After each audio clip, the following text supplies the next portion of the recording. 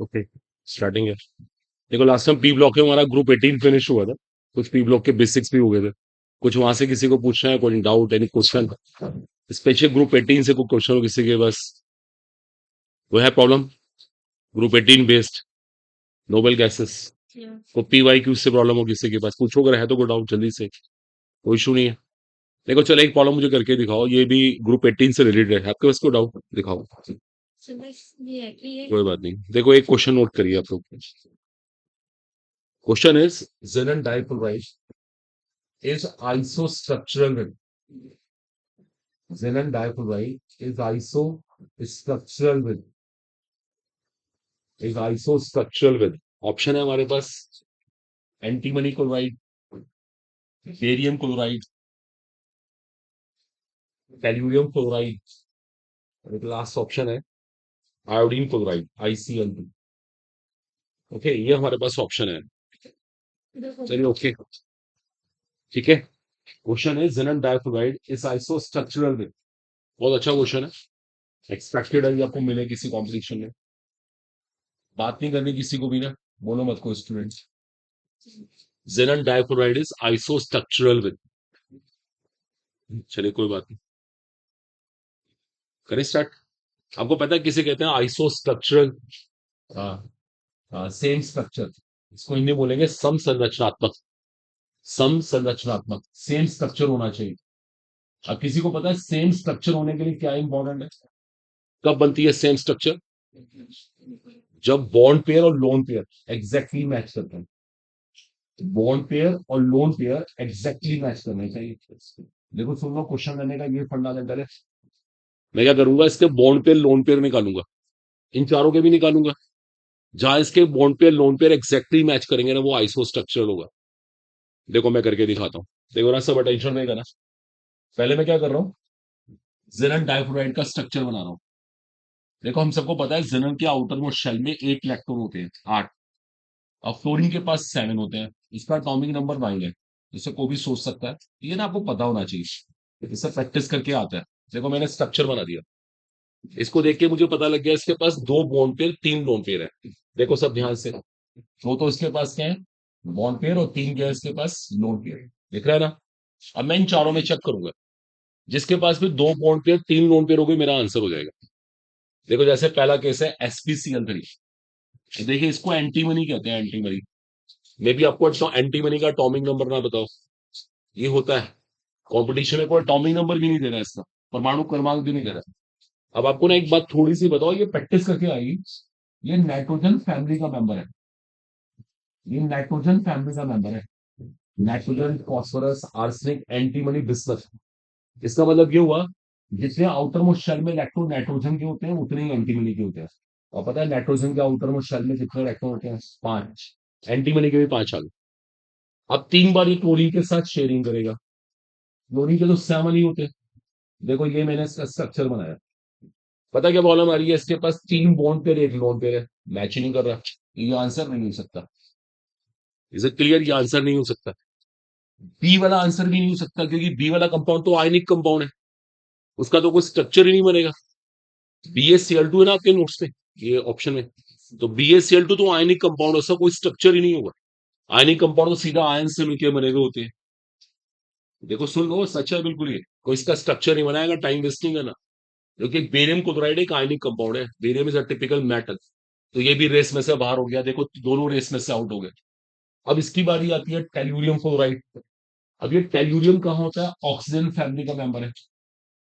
ये सब देखो प्रैक्टिस करके आएगा, जब हम सारी फैमिलीज पढ़ेंगे ना, अपने आप आएगा। अब टेल्यूरियम के आउटर मोस्ट शेल में ना 6 इलेक्ट्रॉन होते हैं, जैसे ऑक्सीजन के 6 है, ऐसे इसके हैं।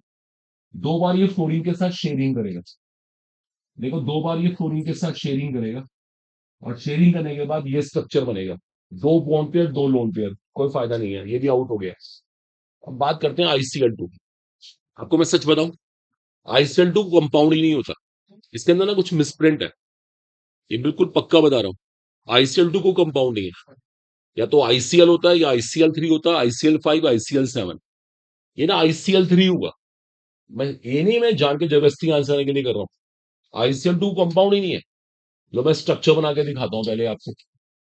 आयोडीन के आउटर मोस्ट शेल में 7 इलेक्ट्रॉन होते हैं, दो बार वो क्लोरीन के साथ शेयरिंग कर रहा है। देखो एक इलेक्ट्रॉन अनपेयर्ड रह गया। ऐसा कभी होना नहीं चाहिए, इसलिए मैं कह रहा हूँ आईसीएल टू होता ही नहीं। अब इसको रहेगा प्लीज चेक कर लेना, शायद ये आईसीएल टू निगेटिव हो। इसको आप प्लीज देखना, जहां से भी क्वेश्चन आपने देखा ना, आप जरूर चेक कर लीजिए, मैं 100% कॉन्फिडेंट हूँ। और इस नेगेटिव का मतलब है एक इलेक्ट्रॉन बाहर से आया है। अब ऐसे करने से ना बिल्कुल मैच कर जाएगा। देखो दो बॉन्ड पेयर और कितने लोन पेयर है, तीन। देखो अब ये बिल्कुल मैच कर जाएगा। सच है, आप जाके कंफर्म करें ना, इसका आंसर डी है, बिल्कुल श्योर है। लेकिन ये नेगेटिव है, क्योंकि आईसीएल टू केमिस्ट्री में कुछ होता ही नहीं। आज के लेक्चर में ग्रुप 17 है इसका नाम, आज की थ्योरी में बताएंगे आपको। चलिए सब बच्चे एग्री हो गए। देखो शायद ये एनसीईआरटी क्वेश्चन है, बहुत अच्छा क्वेश्चन। और आप भी सीखो कैसे पता लगाते हैं आइसो स्ट्रक्चरल समसंरचनात्मक। उसके लिए बॉन्ड पेयर और लोन पेयर मैच करने चाहिए। और आपने देखा है क्वेश्चन में सारा रोल किसका रहा, स्ट्रक्चर बनाने का, संरचना बनाने का। आपको मैंने उस टाइम केमिकल बॉन्डिंग पढ़ाते हुए उस टाइम कहा भी था कि स्ट्रक्चर बनाने में कंबाउंड होनी चाहिए। बोला सेटिस्फाइड, अब आपको क्लियर हो गया। और बोलो किसी के पास तो कंफ्यूजन, और कोई ऐसा क्वेश्चन, कोई प्रॉब्लम? नहीं, अब वो अलग अलग केसेस, जैसे आपने पूछा ना क्वेश्चन, मैं कराता हूँ उसको भी जरा। किसी को कॉपी वॉपी करना कर ले। और देखो फिर प्रैक्टिस बढ़ाए। बच्चे को पता होना चाहिए कौन सा एलिमेंट किस फैमिली में है, क्योंकि जब उसकी फैमिली का उसको पता लगता है तो आउटर मोस्ट शेल के इलेक्ट्रॉन का अपने आप आइडिया होता है। और बिना आउटर मोस्ट शेल के इलेक्ट्रॉन के कोई स्ट्रक्चर नहीं बन सकती, ये फैक्ट है। अब देखो जैसे मैंने टेल्यूरियम के बारे में बोला, ऑक्सीजन फैमिली का मेंबर है। एंटीमनी नाइट्रोजन फैमिली का मेंबर है। वो ना प्रैक्टिस का काम है सर। जब आप बार बार अप्लाई करेंगे आप भी सीख जाएंगे, आप भी यूज टू जाएंगे। मैं लेकिन प्रैक्टिस करनी पड़ेगी, एक बार में नहीं आएगा किसी को भी। और इसकी कोई स्ट्रक्चर ना बनाइए, बिकॉज ये आयनिक कंपाउंड है, ये आयनिक कंपाउंड है। चलिए होपफुली क्लियर है। आप भी ऐसा कोई भी ग्रुप 18 कलम ने पूरा किया, उसमें से कोई भी क्वेश्चन मिले लेकर आओ, खासकर पीवाई क्यूज देखने चाहिए। जो प्रीवियस ईयर क्वेश्चन उनको देखा करो, लास्ट 8-10 सालों में नीट के अंदर क्या आया, जेई मेंस में क्या आया, उनको आप शेयर करो मेरे से। मैंने कल भी कहा था, देखो आपकी रिस्पॉन्सिबिलिटी। आप बहुत बहुत लापरवाही कर देते हैं। चलो होपफुली ये फिनिश है। अब देखो इनका एक डाउट हो रहा है, ये मुझसे कह रही है कि इसके हाइड्रोलिसिस से क्या बनता है, इसकी वाटर के साथ रिएक्शन कराओ, ये मुझसे पूछ रही है। फैक्ट है, ये बड़ी इंपॉर्टेंट रिएक्शन है, ये भी आईआईटीज में आई हुई रिएक्शन है। देखो मैं थोड़ा सा ना आपको एक, देखो जरा समझ आता है, एक थ्योरी से आपको ये बात समझाऊंगा। और मैं आना आपको तीन रिएक्शन एक साथ कराऊंगा, तीन रिएक्शन। देखो लिखना बंद करके यहाँ पे ध्यान दीजिएगा। देखो इसे कैसे हैंडल करा जाए। खासकर ये सेकंड रिएक्शन बहुत डेंजरस रिएक्शन है, और ये आईआईटीज में आई हुई रिएक्शन है, आईआईटी एडवांस में शायद आ चुकी है। अब जैसे पहली रिएक्शन कल आपको मैंने बताई थी, बड़ा मैंने सिंपल तरीके से बोला था, यहाँ से फ्लोरीन रिलीज होगी और ऑक्सीजन को ऑक्सीडाइज कर देगी। ये कल आपको समझाया था मैंने। लीजिए, ये शेयर एक रेडॉक्स रिएक्शन है, रेडॉक्स रिएक्शन। कल मैंने आपसे कहा था ये फ्लोरीनेटिंग एजेंट है। देखो ये फ्लोरीन की सोर्स है, यहां से निकला, इसने ऑक्सीजन को ऑक्सीडाइज किया और ये रिएक्शन कंप्लीट हो गई। बैलेंस बैलेंस करना इशू नहीं है, आपके सामने रिएक्शन हो गई, रेडॉक्स रिएक्शन है, कंफर्म दिखना। सबसे नीचे की रिएक्शन मैंने आपको कल कराई थी। मैंने कहा था ऑक्सीजन क्या करेगा, दो दो फ्लोरीन को यहां से हटाता रहेगा। ये बात कल डिस्कस हुई। ये रिएक्शन बार बार चलती रहती है, दो दो फ्लोरीन उसके रिप्लेस होते रहते हैं और वहां पे एक एक ऑक्सीजन आती रहती है। इसका रीजन मैंने आपको दिया था, जिनन की स्टेट पहले भी +6 है, बाद में भी +6 है। स्टेट में कोई चेंज नहीं है, रेडॉक्स रिएक्शन नहीं है ये। आपको मैंने कल कहा था इसके अंदर क्या फायदा होता है, इसमें स्टीरिक फैक्टर कम हो जाता है। ये क्लास 12 में एनसीईआरटी में क्वेश्चन है, क्या ये रेडॉक्स रिएक्शन है? बिल्कुल भी रेडॉक्स रिएक्शन नहीं है। इस रिएक्शन का सिर्फ ये फायदा है कि जनन का ना क्राउड कम हो जाता है, भीड़ कम हो जाती है। आपने देखा गवर्नमेंट जॉब बहुत कम होने लगी, याद है ना, गवर्नमेंट जॉब बहुत कम हो गई है। बैंक्स में इतनी जॉब नहीं है, मतलब जॉब्स कम निकलती है, वैकेंसी कम निकलती है। रीजन पता क्या है? अब गवर्नमेंट ने मॉडर्नाइज कर लिया। गवर्नमेंट कह रहे हैं 25 लोगों का स्टाफ नहीं चाहिए, हम 5 लोगों से काम चलाएंगे, लेकिन 5 लोग एक्सपर्ट होने चाहिए। अब आजकल सब जगह होने लग गया ना, इसलिए वैकेंसीज कम होती जा रही है। तो क्राउड कम करना, ज्यादा भीड़ करने से क्या होता है, आपस में लड़ते रहते हैं, ऐसे मान लेते हैं, तो उनका आपस में रिपल्शन हो जाता है। तो ये कल आपको मैंने बताया था। देखो देखो मैं ना इसको भी फील कराता हूँ, देखो। अब ये बड़ी डेंजरस रिएक्शन है, इसे कैसे मैनेज करें, देखो मैं आपको इसको पहले ना थ्योरी समझाता हूँ। देखो देखो ऐसी ना एक एक ऐसी एक प्रैक्टिकल एक थ्योरी सी बनाते हैं ना, ध्यान देना। आप में से किसी बच्चे ने ना, मान लेते हैं उसका नीट में सिलेक्शन, उसे गवर्नमेंट सीट नहीं मिल रही, चलो छोड़ दिया गवर्नमेंट सीट से प्लान, उसे प्राइवेट में एडमिशन लेनी। आजकल प्राइवेट कॉलेज बहुत सारे हैं। एज्यूम करो आप में से किसी बच्चे ने प्राइवेट में एडमिशन ले लिया, उसके फादर ने उसका प्राइवेट में एडमिशन करा, फीस है 1 करोड़ रुपीज। एक बार में नहीं जाते 1 करोड़ रुपीज, पहली बार में आपके 5 लाख रुपए चलेंगे, 5 लाख। ये पहली इंस्टॉलमेंट चलेगी और आपका एडमिशन हो गया। अब आपको ये लगा, जब कॉलेज में आप गए ना, बहुत ही बेकार कॉलेज है। प्राइवेट में ज्यादातर ऐसे ही होता है ना, अच्छे से क्लासेस नहीं हो रही, बच्चे भी सारे बेकार हैं, बहुत ज्यादा गंदा एनवायरमेंट है, खाना वाना भी अच्छा नहीं मिलता, क्लासेस ही नहीं हो रही, बिल्कुल स्टडीज बिल्कुल बेकार। और अभी ना आपको 2 महीने हुए सर, 1-2 महीने हुए थे, आपने अपने पेरेंट्स से बोला कि मैं ना बिल्कुल भी खुश नहीं हूँ और मुझे ना बहुत बेकार लग रहा है कल्चर। बताओ ऐसे केस में क्या करना चाहिए, आपके पेरेंट्स क्या करेंगे बताओ। और वहां 5 साल है ना अभी, क्या करना चाहिए बताओ।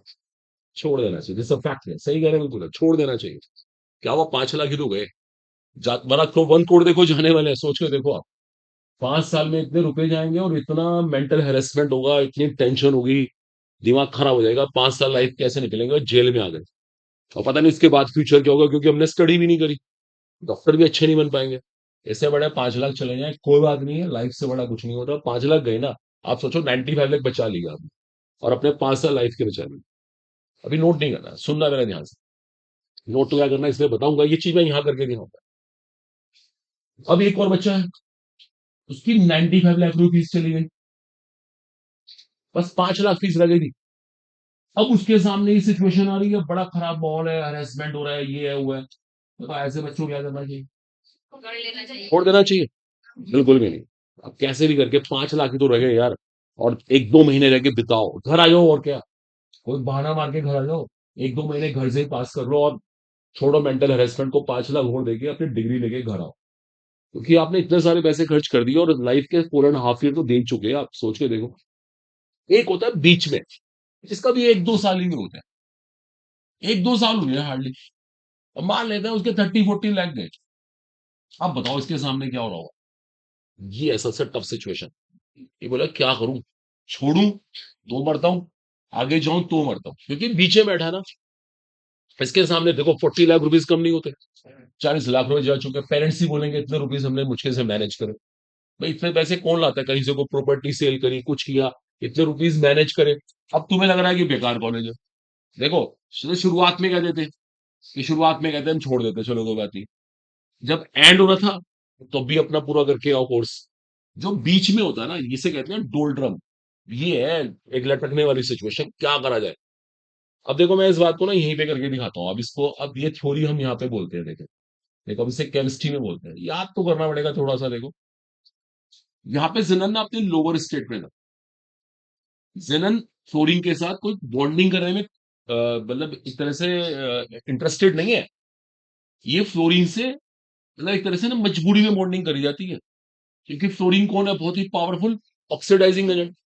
जेनन का इंटरेस्ट नहीं है। देखो जेनन ने तभी तो क्या करा, फ्लोरीन को छोड़ दिया, यहां से फ्लोरीन को निकाल दिया, और फ्लोरीन ने जाके इसको ऑक्सीडाइज कर दिया। जेनन का इंटरेस्ट नहीं था ना, ये वाली सिचुएशन थी 5 लाख रुपीज वाली, इंटरेस्ट नहीं बन रहा था, छोड़ दिया। जेनन कह रहा मेरा कोई तुम्हारा इंटरेस्ट नहीं है, मैं तो फ्री रहना चाहता हूँ, फ्लोरीन ने जाके ऑक्सीडाइज कर दिया, डन। यहां क्या कर रहा है जेनन, जेनन कह रहा है मैं फ्लोरीन छोड़ ही नहीं सकता, मैंने इतनी हायर स्टेट अचीव कर लिया, मैं कैसे छोड़ दूं। ये आखिरी वाली सिचुएशन थी, ये वाली सिचुएशन 95 लाख रुपीज वाली। अब जो ये बीच में है ना, देखो जो ये बीच में है, इसके साथ प्रॉब्लम क्या आती है, ये क्या करे, आगे जाए पीछे जाए, इसको दोनों स्टेप लेने पड़ते हैं। देखो दोनों स्टेप का मतलब है, मैंने कल भी आपसे कहा था, ये जिलन क्या करता है अपने आप को, याद है, डिस्प्रपोर्शनेट करता है।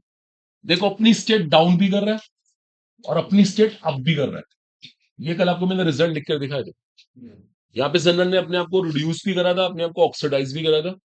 ओके, ये थोड़ा सा इसके अंदर डिस्प्रपोर्शनेशन है, इसका मतलब होता है अपनी स्टेट डाउन भी करना, अप भी करना। ये थोड़ा सा मतलब ये दिमाग में सेट करना पड़ता है। देखो एक बात और बताऊं, जो नीट एस्पिरेंट्स है ना, उनका पी ब्लॉक ना बहुत डिटेल में नहीं है सिलेबस में, उनको बहुत एलिमेंट्री करना है, फैक्ट बता रहा हूँ। हाँ जो आईटी एस्पिरेंट है उसे करना पड़ेगा, उसके लिए तो बहुत इंपॉर्टेंट रिएक्शन है। वरना नीट वालों को तो बेसिक बेसिक सा कर लो तो उससे भी काम चल जाएगा। इसलिए कह रहा हूँ पीवाईक्यूज की हेल्प हो आप। पीवाईक्यू से पता लगता है कि हमारा पढ़ाने का स्टैंडर्ड भी क्या होना चाहिए। तभी तो करता आप डाउट लेके आते हैं, थोड़ा सा याद रहेगा। और ये ना, देखिए एक बात और है, सिलेक्शन पता कैसे होगा देखो। हमारा दिसंबर मंथ चल रहा है, आज डेट 4 हो गई। एक तो फटाफट सिलेबस पूरा करिए, अब लेट हो रहे हैं। आपको 15 जैन तक सिलेबस पूरा करना है, यानी कॉस्ट खत्म कर दो बिल्कुल, एंड जितना हो गया दैट्स ऑल। फेब है, मार्च है, अप्रैल है, 3 महीने हैं, 3 बार रिवीजन कर डालिए अपने सिलेबस से। दोहराना है उसको बार बार, बार बार। देखिए वो पहले से प्रैक्टिस करते तो बहुत इजी होता। आपने पहले प्रैक्टिस नहीं करी, अब थोड़ी दिक्कतें तो आएंगी। लेकिन जिनकी तैयारी है वो 3 बार रिवीजन करें, रिवीजन। जो चीज आ गई ना उसको बार बार करो, बार बार उसकी प्रैक्टिस करो कि उसमें गलती ना हो। और देखो फिर आपका सिलेक्शन अपने आप होता है। अब पता लगा आपने सिलेबस पूरा करा जाके वैसा अप्रैल में, और आप मई में एग्जाम देने जा रहे हो, तो फिर नहीं सिलेक्शन होता। रिवीजन जो करेगा उसका सिलेक्शन होगा। और वो भी 3 बार के 10 बार का डाल कर डालो। मैंने कल भी कहा था घर पे फिजिकल करना शुरू करो सब। ये हमारे पे डिपेंड ना हो कि हम कराएंगे। आप घर में फिजिकल करिए, उसके डाउट लेकर आइए, डाउट हम ले लेंगे। लेकिन खुद एक एक चैप्टर को लेकर बैठ जाओ, तब सिलेक्शन होता है। कोटा वोटा में यही तो है, सब बच्चे रिवीजन में लगे हुए हैं इसलिए। चले खैर, ये सब हो गया। और कोई डाउट? बस चलो आगे शुरू करते हैं। अब मैं ग्रुप 17 की स्टार्टिंग कर रहा हूँ। आप डाउट लिया ना बाद में ग्रुप 18 के लिए। इसको हेलोजेंस कहते हैं, हेलोजन। नोट कर लीजिए, ग्रुप 17 को हेलोजेंस कहते हैं। और हेलोजेंस के फ्लोरीन, फ्लोरीन, ब्रोमीन, आयोडीन, एक एलिमेंट होता है एस्टाटीन। ये इसके मेंबर्स, आप एक साथ लिख लेना प्लीज, एक साथ लिखना, सिर्फ 9। इसका टॉपिक नंबर 9 है, इसका 17 है, इसका 35 है, इसका 53 है, और इसका 85 है। देखो टॉपिक नंबर कैसे याद होंगे। जैसे इसका 9 है ना, तो 9 + 8 आपके सामने 17 है। 17 + 18 35, 35 + 18 53, और 53 + 32 क्या हो गया? 85। ऐसे टॉपिक नंबर याद हो जाते हैं अगर किसी को करने हैं। अब तो मुझसे अगर एक क्वेश्चन पूछे कि यहाँ पे एक एलिमेंट और डिस्कवर हो गया इस फैमिली का, उसका टॉपिक नंबर बताओ, तो मैं इसमें 32 और ऐड कर दूंगा। ऐसे करने से क्या बन जाएगा? 117। ये इसका टॉपिक नंबर। अगर इस फैमिली का एक एलिमेंट और डिस्कवर होता है तो ये हो भी चुका है। उसका आईयूपीएसी नेम बताओ, बताओ बच्चे, उसका आईयूपीएसी नेम क्या होगा? 1 के लिए बोलते हैं अन, सिंबल यू। फिर 1 के लिए अन, और 7 के लिए सेप्टियम, यूयूएस। ये उसका सिंबल होगा, यूयूएस। ठीक है ना? अबे ये एलिमेंट्स पढ़ने हैं, और एक बात और है, ये दोनों रेडियो एक्टिव है। रेडियो एक्टिव, अपने में से अल्फा बीटा गामा रेज निकालते हैं। तो हमारा इनके ऊपर कोई लेक्चर नहीं है, मेनली हम आयोडीन तक स्टडी करेंगे। लेकिन ये इसके मेंबर्स है। ये एमसीक्यू भी आपके सामने आ सकता है नीट में कि एस्टाटीन किस फैमिली से बिलोंग करता है। तो ये ध्यान रखना, ये भी हेलोजन फैमिली का मेंबर है, लेकिन अलग बात है रेडियो एक्टिविटी है, तो इसके ऊपर बहुत ज्यादा स्टडीज नहीं होती। हमें तो मेनली इन 4 पे फोकस करना है। ठीक है, करते हैं स्टार्ट। मैंने कल भी कहा था इनको हेलोजेंस क्यों बोलते हैं, बिकॉज ये कौन होते हैं? Salt forming elements. इनको सॉल्ट फॉर्मिंग एलिमेंट्स बोलते हैं। ये एलिमेंट ना सॉल्ट्स बनाते हैं, सॉल्ट, इसलिए बोलते हैं इनको हेलोजेंस, सॉल्ट फॉर्मिंग एलिमेंट्स। ठीक है, अभी को लिखने की जरूरत नहीं होगी। इसका कॉन्फ़िगरेशन बताओ, बोलो ऐसी ऑरल 1s2 2s2 2p5। ऐसी सा configuration 1s2 2s2 2p6 3s2 3p5। देखो आपके सामने ही कॉन्फ़िगरेशन लिखा जा रहा है। तो यहाँ से जनरल कॉन्फ़िगरेशन निकालते हैं, क्या आता है? NS2 NP5। पूरी फैमिली में किसी को भी स्टडी कर लो, सबके लास्ट में NS2 NP5 आना ही आना। कोई दिक्कत? ठीक है, चलो शुरुआत करते हैं। पहला पॉइंट, हमारी पहली प्रॉपर्टी है इनका एटॉमिक साइज, इनका परमाणु का आकार। देखो स्मॉल होता है, सबको पता है, पी ब्लॉक के एलिमेंट छोटे होते हैं, और डाउन द ग्रुप साइज क्या होता है? इंक्रीजेंट, साइज बढ़ता है। मतलब आयोडीन बहुत बड़ा हो जाता है। पहले फ्लोरीन है, उसके बाद क्लोरीन है, फिर ब्रोमीन है, फिर आयोडीन है। आयोडीन तो बहुत ही बड़ी होती है, इतनी कॉमन सी बात है। ठीक है, कोई टेंशन वाली बात नहीं है। दूसरा पॉइंट डिस्कस करते हैं कि आयनाइजेशन एंथैल्पी, जिसको हिंदी में आनंद ऊर्जा बोलते हैं। अब आयनाइजेशन एंथैल्पी पता है ना सबको, इलेक्ट्रॉन को निकालने में जो एनर्जी लगती है उसको बोलते हैं आयनाइजेशन एंथैल्पी। कैसी होती है बताओ? जब एलिमेंट छोटे हैं तो आयनाइजेशन एंथैल्पी कैसी होती है? हाई। इलेक्ट्रॉन को निकालना बहुत मुश्किल होता है इनमें से। और डाउन द ग्रुप क्या होती है, डिक्रीजेस। बिकॉज साइज बढ़ रहा होता है तो इलेक्ट्रॉन को निकालना बहुत आसान है, डिक्रीजेस। बोलो इज इट क्लियर? कितनी कॉमन सी बात है, कोई भी सोच सकता है। आयोडीन की सबसे कम आयनाइजेशन थैल्पी होगी, then bromine, then chlorine, then fluorine. ऐसे कोई भी क्वेश्चन बनाए आप कर सकते हैं, तो कॉपी कर दो, इसे करना। तो मेहनत करिए, देखिए अगर सिलेक्शन चाहते हैं ना तो जी जान एक कर दो। 3-4 महीने रह गए लाइफ के, बड़े इंपॉर्टेंट 3-4 मंथ से। पूरे साल की मेहनत इन्हीं के ऊपर डिपेंड है। और रिवीजन पे ध्यान दो, जो चीज आती है ना उसको बार बार करो, उसमें गलती नहीं होनी चाहिए।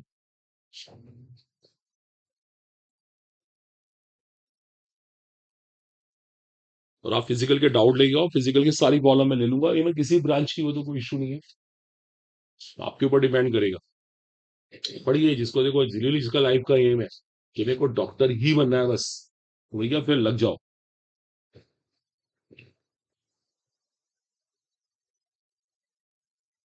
कोटा वोटा में सब स्टूडेंट छूटे बड़े हैं, लगे बड़े हैं, देखो सब सब टेस्ट सीरीज कर रहे हैं दवा के, क्वेश्चंस क्वेश्चंस क्वेश्चंस। आप उनसे क्वेश्चन बोलोगे एकदम से रिप्लाई आएगा उनका, एक सेकंड भी नहीं लगाते वो लोग, प्रैक्टिस ही तो है उनको। और हम अभी सोचेंगे तो नेचुरली पीछे रह जाएंगे, इससे लग जाओ आप लोग।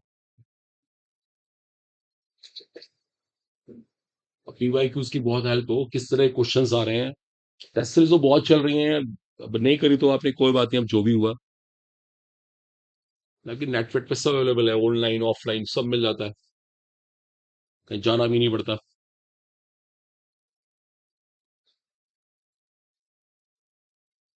मेहनत करो, देखो मेहनत। ये सब कभी रीडिंग कर रही हो एनसीईआरटी से कर सकती हो, ठीक है ना, ज्यादा कुछ ज्यादा लिखना भी नहीं होता, मेन मेन बातें नोट करनी है, सबसे मेन चीज ये है। कि दो बड़ी कॉमन से फंडामेंटल डिस्कस करें, एटॉमिक साइज और आयनेशन थैल्पी।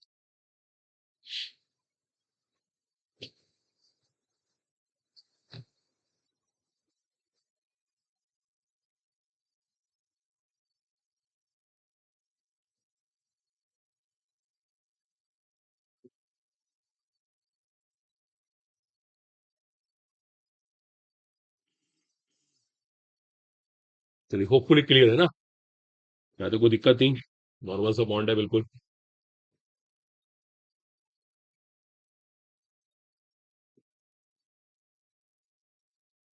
आई थिंक है ना, फाइनल है। Next heading is that is termed as oxidation state. इसको हिंदी में कहते हैं ऑक्सीकरण अवस्था। ठीक है, देखो इनकी ऑक्सीडेशन स्टेट कैसे होती है, देखो जरा ध्यान देना। इन सबके आउटर मोस्ट शेल में कितने इलेक्ट्रॉन है, 7।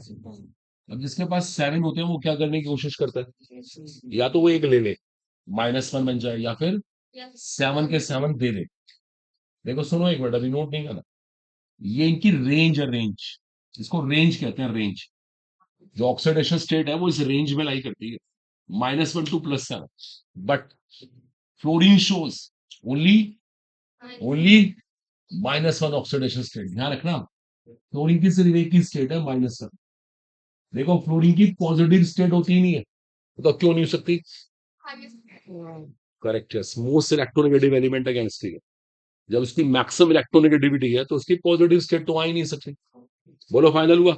देखो यहाँ पे बहुत अच्छा एसर्शन रीजन बनता है, एसर्शन रीजन बनता है इस प्लेस पे, कि फ्लोरीन की एक ही स्टेट तो है, बाकी सबकी रेंज है -1 to +7। कोई दिक्कत नहीं है, बड़े आराम से फील आती है, रीजनिंग बताओ हमें। और देखो इसके बाद आगे चलते हैं। अब बात करते हैं after oxidation state electronegativity. Hindi में कहते हैं विद्युत ऋणात्मकता। कैसी होती है इनकी नेगेटिविटी? हाई होती है, हाई।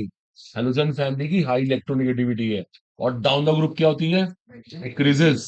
और आपको पता है अपनी पूरी फैमिली में क्या, पूरी केमिस्ट्री में फ्लोरीन क्या है, मोस्ट इलेक्ट्रोनेगेटिव एलिमेंट। ये आपको नेगेटिविटी का ऑर्डर मिल जाएगा, कितना सिंपल है। आई थिंक क्लियर, कोई इशू नहीं। अभी एक साथ करते हैं, कॉपी में एक दो बातें वो लिख दो। इलेक्ट्रॉन गेन एंथैल्पी की बात करते हैं, ये बहुत इंपॉर्टेंट है, इसके तो आने के 100% चांसेस है। Most most important. क्या होता है इलेक्ट्रॉन गेन एंथैल्पी? मैंने कल भी कहा था, इलेक्ट्रॉन गेन करने का मतलब इलेक्ट्रॉन को लेना, लेके एक एनर्जी निकलती है, उसको इलेक्ट्रॉन गेन एंथैल्पी बोलते हैं। बताओ अच्छा आपके हिसाब से, देखते हैं किसी को पहले की बातें याद है नहीं है, मैंने कराई थी। देखो ये हमारे पास एलिमेंट्स है, इनमें से हाईएस्ट इलेक्ट्रॉन गेन एंथैल्पी किसकी है? हाँ जी, एक्सपेक्टेड होती है फ्लोरीन की, उम्मीद तो इसकी होती है, लेकिन होती किसकी है, क्लोरीन। किसी को पता है फ्लोरीन के अंदर क्या प्रॉब्लम आती है? इसका स्मॉल साइज नहीं, इसका जो 2p और मेटल है उसका स्मॉल साइज। 2p में इलेक्ट्रॉन जा नहीं पाता आराम से, क्योंकि 2p का साइज छोटा होता है, अंदर इलेक्ट्रॉन पहले से ही बैठा होता है, वो इसे क्या कर देता है, रिपेल कर देता है। रिपल्शन की वजह से ऑर्डर डिस्टर्ब हो जाता है। इसका फायदा क्लोरीन को मिलता है। ये तो बहुत इंपॉर्टेंट है। 100% आने के चांसेस बिल्कुल आया बड़ा है समझो अभी। ये हम सबको बताओ, एक साथ लिखेंगे, डोंट वरी, कोई ऐसा इशू नहीं है, बिल्कुल पुरानी बातें हैं सब ये। फिजिकल स्टेट, हिंदी में कहते हैं भौतिक अवस्था। आपको पता है फ्लोरीन कौन है? एक गैस। फ्लोरीन एक गैस है, क्लोरीन भी एक गैस है। ब्रोमीन क्या है? एक लिक्विड है, आपको पता हो शायद। और आयोडीन कौन है? सॉलिड। देखो ये हमें मालूम होना चाहिए। सबसे इंपॉर्टेंट बात पता है कि इस फैमिली की तीनों फिजिकल स्टेट एक ही ग्रुप में आ रही है। तीनों भौतिक अवस्था है, गैस भी है, लिक्विड भी है, सॉलिड भी है, एक ही ग्रुप में आ गए। बहुत बड़ी बात है। अच्छा ऐसा क्यों है? वो गैस है, वो लिक्विड है, वो सॉलिड है, वो बता सकता है? देखो देखो होता क्या है, ये फ्लोरीन का मॉलिक्यूल है, ये दो फ्लोरीन के मॉलिक्यूल है, इनके बीच में फोर्स है, इसे बोलते हैं इंटरमोलिकुलर फोर्स, अंतराणविक बल। ये क्लोरीन का मॉलिक्यूल है, थोड़ा बड़ा है, बीच में फोर्स है, वो भी वंडरबल फोर्स ही है। ब्रोमीन का मॉलिक्यूल और बड़ा है, ओके, वहां भी फोर्स है, वहां भी ऐसे फोर्स है, लेकिन फोर्स पहले से बहुत ज्यादा हो रही है, एरिया बड़ा हो गया। और आयोडीन का मॉलिक्यूल तो बहुत ही बड़ा होगा, फोर्स का लेवल क्या होगा, बहुत ज्यादा। तो पता क्या हो रहा है, सीधा सा अंतर किस चीज का है, इंटरमोलिकुलर फोर्स का। इन दोनों में फोर्सेस क्या है, वीक, और इन दोनों में फोर्सेस क्या है, स्ट्रॉन्ग। तो यहाँ फोर्सेस का अल्टीमेट रोल है। फोर्सेस तो डिसाइड करती हैं, अंतराणविक बल ही तो डिसाइड कर रहा है किसको क्या बनना है। तो ये दोनों गैस, ये लिक्विड, ये सॉलिड। अब किसी को कॉपी करना करे एज यू लाइक। और वेंडोबल फोर्स आपको मैंने क्लास में बहुत बार कराया, डिपेंड अपॉन सरफेस एरिया। और देखो यहाँ पे चलता रहेगा अपना कोर्स, आप भी पहले ही अपने घर पे करना शुरू करो। आप में से किसी को ऑर्गेनिक केमिस्ट्री पहले से आती है तो करिए उसको स्टार्ट। किस चीज का वेट कर रहे हैं आप? यहाँ पे जब होगा होगा, आप शुरू करो, उसके डाउट लाओ, देखो लग जाओ। मैंने कहा मिस्टर हमजा अपने अध्यापन जितने भी है निकाल लो, लड़ाई का टाइम आ गया है। तो मारेंगे या मरेंगे। अब ऐसे ढीले बैठ के कोई काम नहीं चलेगा। इसलिए कहते थे शुरू से प्रैक्टिस करो, बुक्स लो। अब जिसने पहले प्रैक्टिस की होगी उसके लिए बहुत आसान था, वो रिवाइज करेगा। अब वो बोलेगा मैं अब सीखूं, बहुत पीछे रह गया। और फिजिकल में कोई भी चैप्टर हो, आप कहीं से भी कर रहे हो, उसका डाउट देंगे, आपको एक्स्ट्रा टाइम दे देंगे डाउट्स के लिए, कोई इशू नहीं है।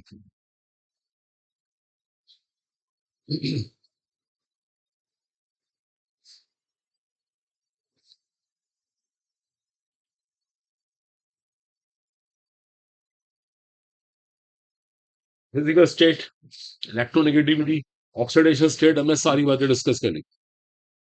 ये सब आपको एनसीईआरटी में नहीं समझ आएगी। ये सब कैसे अच्छा रीजंस बनते हैं, तुम्हें क्लियर होने चाहिए। किसकी मैक्सिमम इलेक्ट्रोनेगेटिविटी है, किसकी मैक्सिमम इलेक्ट्रोगेन एंथैल्पी है, किसकी फिजिकल स्टेट क्या है, क्यों है। It should be very very clear.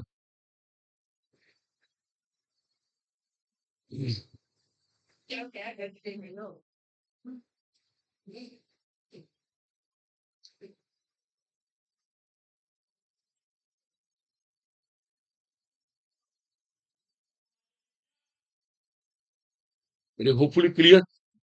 कुछ क्या ना बोलो, कोई भी डाउट हो बताओ। और सॉलिड लिक्विड गैस बनने में तो रो हमेशा इंटरमोगुलर फोर्स का ही होता है, अंतराणविक बल का ही होता है। उसमें कोई कंफ्यूज होने वाला पॉइंट ही नहीं।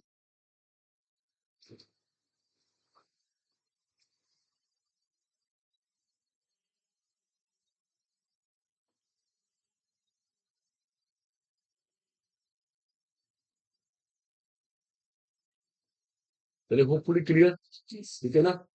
तो इसको रब कर रहा हूं मैं ना, सारी बातें फाइनल है। नेक्स्ट इसके बाद देखो, दैट्स वेरी इंटरेस्टिंग है, ध्यान देना सब लोग। अभी जैसे मैंने फिजिकल स्टेट की बात की थी, देखो फिजिकल स्टेट की बात फिर से करते हैं। हम सबको पता है फ्लोरीन क्या है, एक फेमस गैस। क्लोरीन भी है एक गैस, ब्रोमीन क्या है, एक लिक्विड, और आयोडीन क्या है, एक सॉलिड। ये बात हमको पता है, ठीक है। पता है क्या होता है, फ्लोरीन येलो कलर की गैस है, येलो कलर की गैस। ये गैस कैसी होती है, ग्रीनिश येलो। इसमें हल्का सा हरा रंग आ जाता है। और ये क्या होती है? ब्राउन कलर है, brown colour liquid, red brown में से। और ये क्या होती है? Violet colour solid. आपने कभी इनको देखा हो, लैब में बनाया हो, ये कलर हमें पता होने चाहिए। एक ब्रांच आएगी एनालिटिकल केमिस्ट्री, वहां पे इनकी नीड होगी हुआ। अब सुनिए, वाट दे कलर्ड, ये कलर्ड क्यों है, ये सब क्वेश्चन है। ये येलो कलर, ये ग्रीनिश येलो, ये ब्राउन कलर, ये वॉलेट कलर, उसके बारे में बताया कलर्ड क्यों है।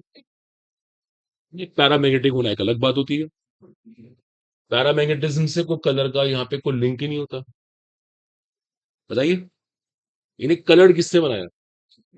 डीडी ट्रांजिशन कोऑर्डिनेशन कंपाउंड्स में होता है। यहाँ पे डीडी ट्रांजिशन का प्रिंसिपल नहीं है। गलत, देखिए कोई भी आंसर ठीक नहीं है। पैरामैग्नेटिज्म से कोई लिंक नहीं है। डीडी ट्रांजिशन चीजों को कलर्ड बनाता है, बट वो कोऑर्डिनेशन कंपाउंड्स होते हैं। यहाँ पे तो बोल ही नहीं सकते वो बात। अब सुनिए, मैं सिखाता हूँ। देखिए, जब मैंने केमिकल बॉन्डिंग हुआ था, एमओटी की बात की थी, तो आपने कभी एमओटी में ना, जैसे आपको याद होगा, एक ऑर्बिटल होता है, होमो कहते हैं उसको, होमो। क्या होता है HOMO? Highest energy occupied molecular orbital, शायद यहाँ डिस्कस हुआ होगा। और एक होता है LUMO. What's a LUMO? Lowest energy unoccupied molecular orbital. देखो, दो तरह के ऑर्बिटल होते हैं। एक का नाम तो highest energy occupied molecular orbital, और एक होता है lowest energy unoccupied molecular orbital. पता क्या होता है? जो उनका होमो और लूमो होता है ना, देखो जो इनको होमो और लूमो होता है, एक्चुअली इलेक्ट्रॉन को होमो से लूमो में जाना होता है। ये जो गैप होता है ना, ये गैप, इस गैप को मैं डेल्टा ही बोल रहा हूं। दिस गैप कोरस्पॉन्ड्स टू, देखो मेरी लाइन सुनना, मैं क्या कर रहा हूं। This gap corresponds to, corresponds to energy of visible light. देखो मैंने क्या बोला, जो होमो और लूमो में एनर्जी गैप है, जो ऊर्जा का अंतर है ना, वो उतना ही है जो विजिबल लाइट की एनर्जी है। क्या है? विजिबल लाइट की, दृश्य प्रकाश जिसे कहते हैं, जो विजिबल लाइट की एनर्जी है। मान लो एक इलेक्ट्रॉन यहां बैठा हुआ है, और मैं अगर इसको विजिबल लाइट दूं ना, तो ये यहां से यहां पहुंच जाएगा, बड़े आराम से यहां से यहां पहुंच जाएगा। और फिर जब डी एक्साइट होगा, तो अपने में से क्या निकालेगा? विजिबल लाइट ही निकालेगा। तो नेचुरली कंपाउंड कैसा होगा? कलर्ड। देखो देखो, दोबारा सुनो, देखो आप लोग यहाँ पे भी परेशानी आ रही है आपको। पहली बात, पैरामैग्नेटिज्म से कलर का कोई लिंक नहीं है, ये एक बच्चे ने गलत बोला। डीडी ट्रांजिशन यहाँ पे होता नहीं है, तो ये भी आंसर रॉन्ग ही था। अंडरस्टूड? फिर क्या सही आंसर था? इन्हें कलर्ड किसने बनाया, रंगीन किसने बनाया? वो रीजन था होमो और लूमो का एनर्जी गैप। ये एनर्जी गैप जो डेल्टा ई है, ये उतना ही है जो विजिबल लाइट का, लाइट की एनर्जी होती है। इससे क्या होता है, अगर इलेक्ट्रॉन यहां से यहां जाना चाहता है, तो विजिबल लाइट इसको यहां से यहां पहुंचा सकती है।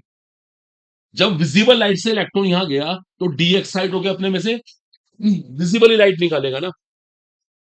जो विजिबल से एक्साइट हुआ, वो डी एक्साइट हो गया, विजिबल लाइट ही निकालेगा। नेचुरली कंपाउंड कैसा हुआ? कलर्ड। हरी बात समझ? देखिए, ये बहुत इंपॉर्टेंट, देखिए कोई ना वीकनेस, इसको नोट करिए, घर जाके इसको टाइम दीजिए, समझिए। जो विजिबल से एक्साइट होगा, विजिबल को निकालेगा। मान लेते हैं थोड़ा एग्जांपल, देखो एक ऐसी, इसको निचोड़ दो प्लीज, एक मिनट रुक जाओ। देखिए मत, इसको भी नोट मत करिए। ऐसे ना एक जल्लत थोड़ी लेके चलता है। मान लो अपनी कंट्री की बात करते हैं, इंडिया।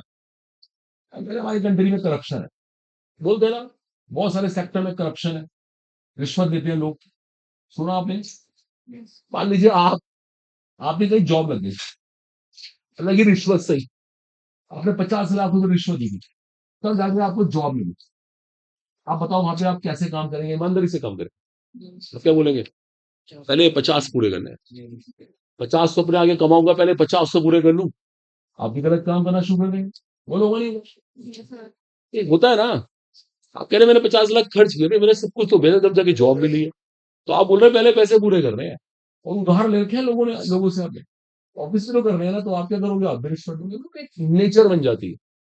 जैसे को लगा उसने वैसे ही काम करना शुरू करा। ऐसे ही यहाँ हुआ, जब इलेक्ट्रॉन का एक्साइटेशन किससे हुआ? विजिबल लाइट से हुआ, तो डी एक्साइट होके वो विजिबल ही लाइट निकालेगा। ये प्रिंसिपल है अपने आप, तो झूठ बात नहीं है। जिसका एक्साइटेशन विजिबल लाइट से हो रहा है, जब इलेक्ट्रॉन विजिबल लाइट से उत्तेजित हो रहे हैं तो डी एक्साइड होकर विजिबल लाइट ही निकालेंगे, ये समझा रहा हूं मैं आपको। तो होमो और लूमो का एनर्जी क्या है, विजिबल लाइट के कोरस्पॉन्डिंग है। इसीलिए ऐसा हो रहा है, देखो इसको अच्छे से लिखो, इसको अपने वर्ड्स में लिखो, जैसे मर्जी करो, नोट करो इसको। इसलिए कलर्ड है, कलर्ड रंगीन नहीं जा सकता है। जो आप कोऑर्डिनेशन पूछेंगे, आपका पॉइंट भी डिस्कस करेंगे, रिट्रांजिशन क्या होता है। बात क्या करिए, कोई काम करिए, इससे करना नहीं।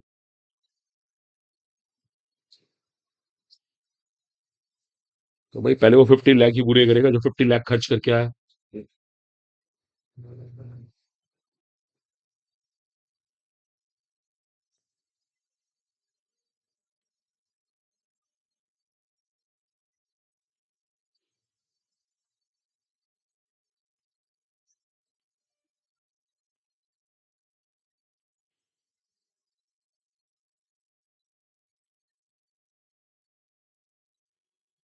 Hopefully clear. यानी कलर्ड किसने बनाया, फिजिकल स्टेट क्या क्या है, ये सब पता होना चाहिए। और ये होमोलूमो मैंने आपको केमिकल बॉन्डिंग में कराए थे। होमोलूमो क्या है, स्पेशल टाइप ऑफ ऑर्बिटल्स होते हैं। Highest energy occupied mono orbital, lowest energy unoccupied mono orbital. दो तरह के ऑर्बिटल, दो तरह के कक्षक होते हैं। इलेक्ट्रॉन जाते ही होमो से लूमो में। अब फैक्ट है जो उनका एनर्जी गैप है, वो विजिबल लाइट की एनर्जी गैप के बराबर है, दृश्य प्रकाश की ऊर्जा के बराबर है। अब जिसके इलेक्ट्रॉन दृश्य प्रकाश से उत्तेजित होंगे, वो जब डी एक्साइड होंगे विजिबल लाइट ही निकालेंगे, दृश्य प्रकाश ही निकालेंगे। That's why they are coloured.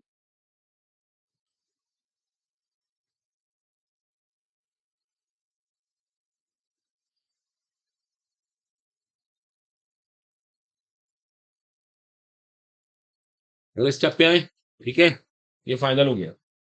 Next is again a super bond है, बॉन्ड डिसोसिएशन एंथैल्पी। इसको बोलते हैं bond dissociation enthalpy. Dissociation means bond को तोड़ना। देखो अब जरा सब ध्यान देना, ये हमारे पास फ्लोरीन का मोलिक्यूल है, क्लोरीन का मोलिक्यूल है, ब्रोमीन का मोलिक्यूल है, आयोडीन का मोलिक्यूल है। तो सबसे इजीली कौन सा बॉन्ड टूट सकता है, देखो। अब एक मिनट जरा समझना। अभी कल मैंने क्वेश्चन पूछा था इस तरह क्लास में। अच्छा आप पहले ये बताओ, इनमें सबसे स्ट्रॉन्ग बॉन्ड कौन सा है। सबसे स्ट्रॉन्ग बॉन्ड पता है किसको होना चाहिए, इसको होना चाहिए। क्यों, फ्लोरीन का साइज कैसा है, छोटा। लेकिन कल का लेक्चर आपको याद है, साइज कुछ ज्यादा ही छोटा है। इससे आपस में क्या हो गया था, रिपल्शन, और बॉन्ड क्या हो गया था, वीक। देखो सुनो, पता है इसका ऑर्डर क्या निकल के आता है, सबसे स्ट्रॉन्ग बॉन्ड इसका होता है, फिर ब्रोमीन का होता है, फिर फ्लोरीन का होता है, फिर आयोडीन का। देखो ये आपको ध्यान रखना पड़ेगा। ये पक्का इसमें रिपल्शन हुआ है, प्रतिकर्षण हुआ है, तभी तो ऑर्डर डिस्टर्ब हुआ है। लेकिन इसका नंबर ब्रोमीन के बाद आ रहा है। ये बात मेमोराइज करने की है, एक्सपेरिमेंटल फैक्ट है ये। इस बात को जरूर ध्यान रखें। ये इनकी डिसोसिएशन एंथैल्पी का ऑर्डर है, उसका क्रम है। सबसे मुश्किल इसका बॉन्ड तोड़ना है, उसके बाद इसका है, फिर इसका है, क्योंकि इसमें रिपल्शन हो चुका था, और सबसे लास्ट में इसका है। इसका बॉन्ड तोड़ना बहुत आसान है, क्योंकि आयोडीन का साइज बहुत बड़ा है, तो बॉन्ड बहुत वीक है। इसे बोलते हैं बॉन्ड डिसोसिएशन एंथैल्पी। उसका क्रम बना दिया मैंने, ये ऑर्डर सबको याद होना चाहिए। ठीक है, अब एक साथ कॉपी करते हैं, ठीक है, यहां तक का भी डिस्कशन हमारा पूरा। अब एक अल्टीमेट हेडिंग आता है, देखो सुपर हेडिंग है, उसको बोलते हैं ऑक्सीडाइजिंग पावर। चलो आप इसको नोट्स, फिर एक नए डिस्कशन में एंटर कर रहे हैं ना, ये कुछ अलग ही डिस्कशन। ओके,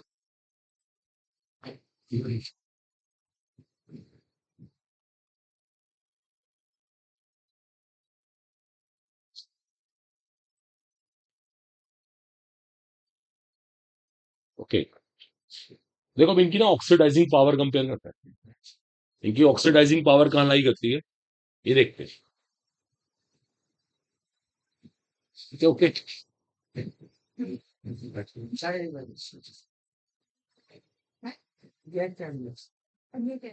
कैमरा है, वो मेरे को चाहिए ये दोनों। नहीं मैडम नहीं चाहिए होगा ना, एटलीस्ट कैमरा है तो कैमरा का स्टैंड चाहिए, इसके कैमरे का स्टैंड चाहिए।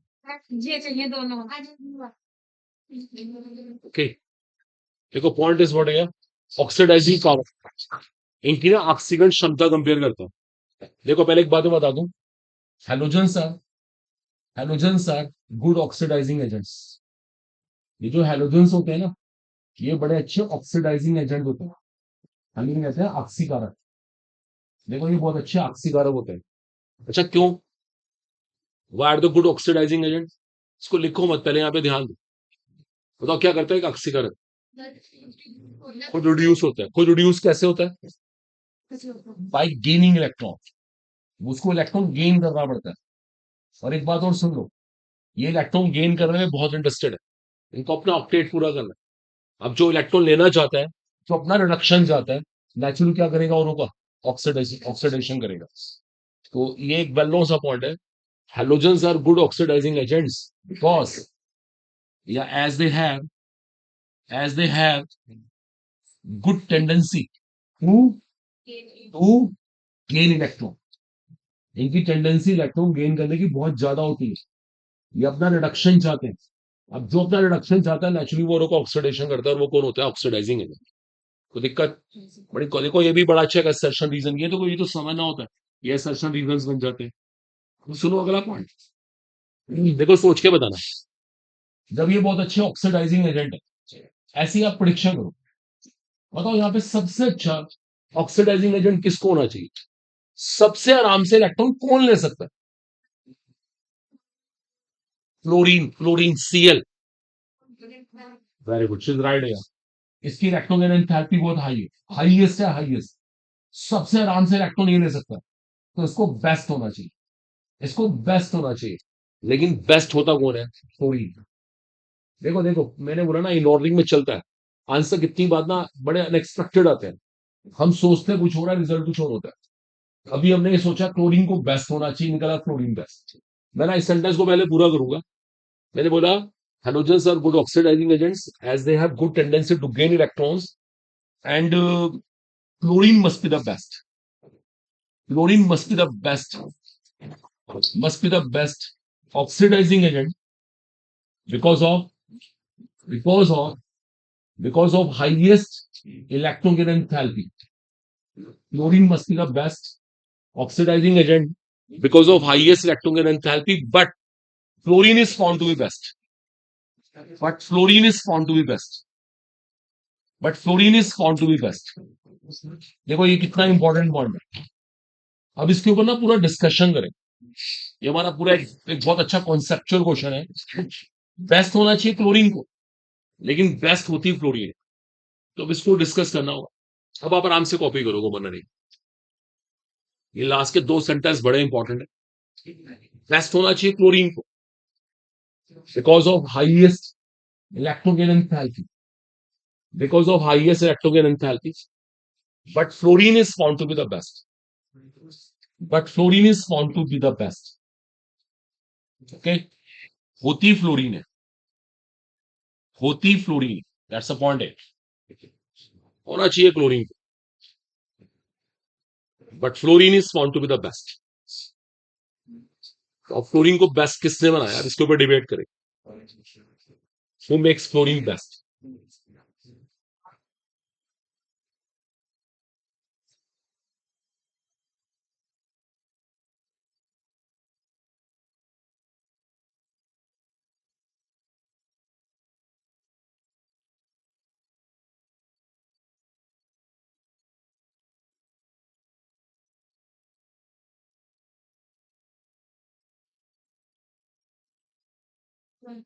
सर ये नीचे वाली लाइन एक बार रीड करते Fluorine must be the best oxidizing agent because of highest electronegain enthalpy, but fluorine is found to be the best.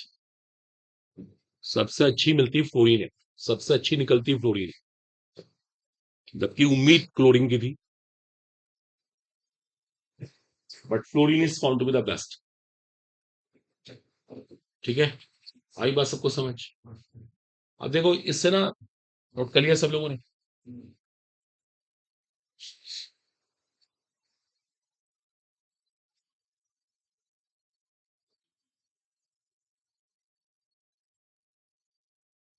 देखिए सुनिएगा, देखिए इससे ना एक बात क्लियर हो जाती है। इस लास्ट सेंटेंस से क्लियर हो रहा है। देखो चलो मैं आपके सामने छोटा एक क्वेश्चन क्रिएट करूंगा, देखो आप मुझे आंसर देना, तो इसका आंसर अपने आप निकल जाएगा, तो इसके डिटेल में जाना पड़ेगा। देखो आप में से एक स्टूडेंट है ना, ध्यान देना प्लीज, जनरल बात है, उसकी बायो ना अल्टीमेट है, अल्टीमेट। इसकी बायो इतनी अच्छी है 3 साल से वो एग्जाम दे रहा है, हर बार 360 में से 360 आते हैं बायो के अंदर। बेचारा सेलेक्ट नहीं हो रहा, 3 साल में एक बार भी सिलेक्शन नहीं हुआ। What's the reason? सीधी सी बात, फिजिक्स केमिस्ट्री पुअर, और क्या। वो बायो में बहुत फोकस कर रहा है, बायो उसकी बड़ी अच्छी है, उसको फिजिक्स केमिस्ट्री नहीं आती होगी। फिजिक्स केमिस्ट्री का भी तो रोल है ना कहीं वो यहाँ पे पीछे रह गया हुआ। और वो एक तरह से इसको बोलते हैं ना कि अपना पॉइंट अचीव नहीं कर पा रहा जो हमारा कट ऑफ है, तो इसलिए मैंने फिजिक्स केमिस्ट्री बनाना। सेम स्टोरीज है। इससे ये पता लगता है कि सिर्फ यहाँ पे इलेक्ट्रॉन ही गेन नहीं करना, सिर्फ यहाँ पे इलेक्ट्रॉन नहीं गेन करना, यहाँ पे और भी स्टेप हुए होंगे, शायद उसकी वजह से क्लोरीन बेकार हो गई। अब मैं वो सब चीजें क्लियर करूंगा। चलो अब नोट करो, अगेन द हेडिंग वही चल रहा है, ऑक्सीडाइजिंग पावर। अब शुरू करते हैं, देखो अब लिखना बंद करके जरा प्लीज यहाँ पे ध्यान दें। देखो पहली बात, कोई भी जो हैलोजन होती है ना, या कुछ भी चीजों वो मोलिकुलर फॉर्म में होती है। हैलोजन मोलिकुलर फॉर्म में होगी और ऐसे होगी, उसे क्या करना पड़ेगा, किसी को ऑक्सीडाइज करने से पहले अपना बॉन्ड तोड़ना होगा, और यहां पे उसकी एनर्जी लगेगी। क्या कहेंगे उसको हम? Bond dissociation enthalpy. देखो नोटिंग करना, ये प्रैक्टिकल बात है। हर एक हैलोजन मोलिकुलर फॉर्म में होती है, अणु फॉर्म में होती है, उसको अपना पहले बॉन्ड तोड़ना पड़ता है, बॉन्ड तोड़ के वो एटॉमिक फॉर्म में आती है, फिर वो इलेक्ट्रॉन गेन करती है। फिर उसका काम इलेक्ट्रॉन गेन करना होता है, अपने आप को रिड्यूस करना होता है। और पता है फिर उसको क्या करना पड़ता है? उसको फिर वाटर में एंटर करना पड़ता है। देखो ये बड़ा इंटरेस्टिंग पॉइंट है। इलेक्ट्रॉन गेन करके साइलेंट नहीं बैठना, अंडरस्टूड है, इसको पानी में जाना पड़ेगा, वाटर इसके सराउंडिंग करेगा, और सराउंडिंग करके इसको स्टेबलाइज करेगा, स्टेबलाइज। देखो ऐसे होता है ये फिनोमेना। किसी को ऑक्सीडाइज एक स्टेप नहीं करा, 3 स्टेप करने पड़ते हैं। पहले अपना बॉन्ड तोड़ना पड़ता है, फिर इलेक्ट्रॉन गेन करना पड़ता है, इलेक्ट्रॉन गेन करने के बाद उसका हाइड्रेशन होता है। आखिरी स्टेप को हाइड्रेशन कहते हैं, इस एनर्जी का नाम हाइड्रेशन एंथैल्पी है। देखो ऐसे होता है, स्टेप्स है। अब देखो मैं क्या करूंगा, अब मैं फ्लोरीन और क्लोरीन में कंपटीशन करूंगा, देखूंगा तीनों में किस किस स्टेप पे कौन विनर है। चलो अब तीनों स्टेप पे कंपटीशन करते हैं। आप बताओ किसका बॉन्ड तोड़ना आसान है, फ्लोरीन का क्लोरीन का? फ्लोरीन का। अभी डिसाइड हुआ था। फ्लोरीन में क्या हो रहा है, इंटर इलेक्ट्रॉनिक रिपल्शन। देखो ध्यान देना, पहले स्टेप में फ्लोरीन विनर है, विनर। ये क्लोरीन यहाँ पे हार गया, क्लोरीन यहाँ पे हार गया। पहला स्टेप तो फ्लोरीन के लिए अच्छा है। दूसरा स्टेप किसके लिए अच्छा है? क्लोरीन के लिए। क्लोरीन के लिए इलेक्ट्रॉन गेन करना आसान है, यहाँ फ्लोरीन हार गया। तीसरा स्टेप किसके लिए अच्छा है?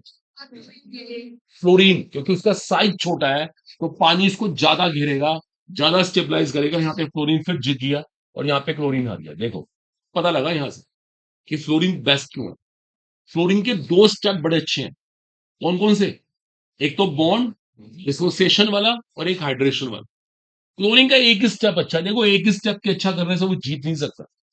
आपका एक ही सब्जेक्ट बहुत बढ़िया, एक सब्जेक्ट को बढ़िया करके आप सेलेक्ट नहीं हो सकते। हाँ खुद दो करके एक बार को हो सकता है, तीसरा ठीक ठीक कर लेगा तो भी काम चल जाता है। आजकल तो सब कुछ ही ठीक करना पड़ता है। मैं फिर भी बता रहा हूँ, अब किसी का एक ही सब्जेक्ट अच्छा है, वो कैसे सेलेक्ट हो जाएगा? वो दो में हारेगा भी तो। ये दो में तो अच्छा है, इसलिए इसने क्लोरीन को हरा दिया। तो पता हम क्या कहते हैं, क्लोरीन बेस्ट क्यों है? It is best, it is best because of low bond dissociation enthalpy and high hydration enthalpy. देखो आप, एंड हाई हाइड्रेशन एंथैल्पी। तो फ्लोरीन को ना दो जगह एज मिल रहा है, दो जगह फायदा हो रहा है, इसलिए उसने क्लोरीन को हराया। एक जगह वो खुद हारा भी था, लेकिन उसे कवर कर लिया। अच्छा एक बात और, बोलो क्लियर हो गया? फ्लोरीन को बेस्ट किसने बनाया, पता लग गया। अच्छा बताओ एक और इंपॉर्टेंट चीज है, इन दोनों में ज्यादा इंपॉर्टेंट स्टेप कौन सा है? इन दोनों में ज्यादा इंपॉर्टेंट स्टेप कौन सा है? ज्यादा इंपॉर्टेंट स्टेप ये है या फिर ये है? बॉन्ड डिसीजन नहीं इतना इंपॉर्टेंट। अगर ये इतना इंपॉर्टेंट होता तो आयोडीन भी कहीं ना कहीं लाई कर रहा होता। सबसे इंपॉर्टेंट स्टेप लास्ट वाला है। देखो मैंने भी बोला ना, अब आपका नीट एग्जाम आ रहा है, मई में एग्जाम है, ये लास्ट के 3 मंथ सबसे इंपॉर्टेंट है, सबसे इंपॉर्टेंट है। आखिरी के 3 महीने, मान लो कि बच्चा शुरू में बहुत पढ़ रहा था, अब उसने पढ़ना छोड़ दिया, वो भी बाहर हो जाएगा। शुरू में कुछ नहीं पढ़ा, अब पढ़ना शुरू कर दिया, वो सिलेक्ट हो सकता है। वही चीज यहां पर है, ये आखिरी का जो स्टेप है ना, ये सबसे क्रूशल स्टेप है, सबसे क्रूशल। ध्यान रखना है इस बात का, मोस्ट इंपॉर्टेंट, क्योंकि यही स्टेबलाइज करता है ना। चलिए अपनी साइड से डिस्कशन पूरा हुआ, आप कॉपी कर लो, कोई मना नहीं कर रहा।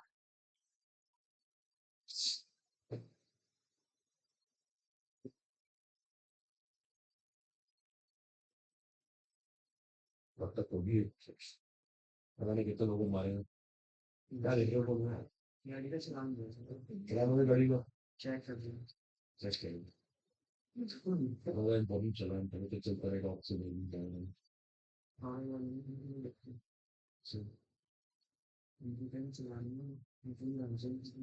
चलान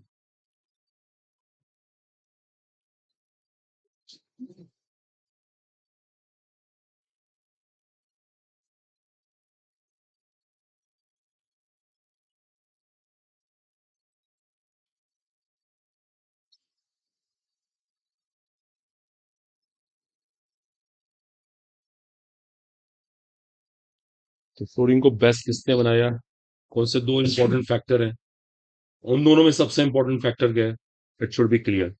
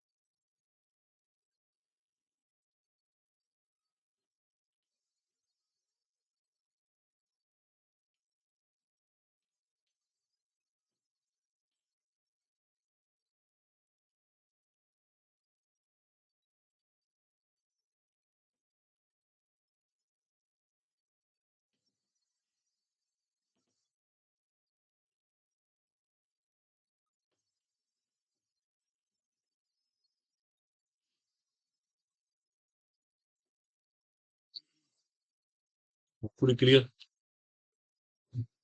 Vibration enthalpy plays a most important role.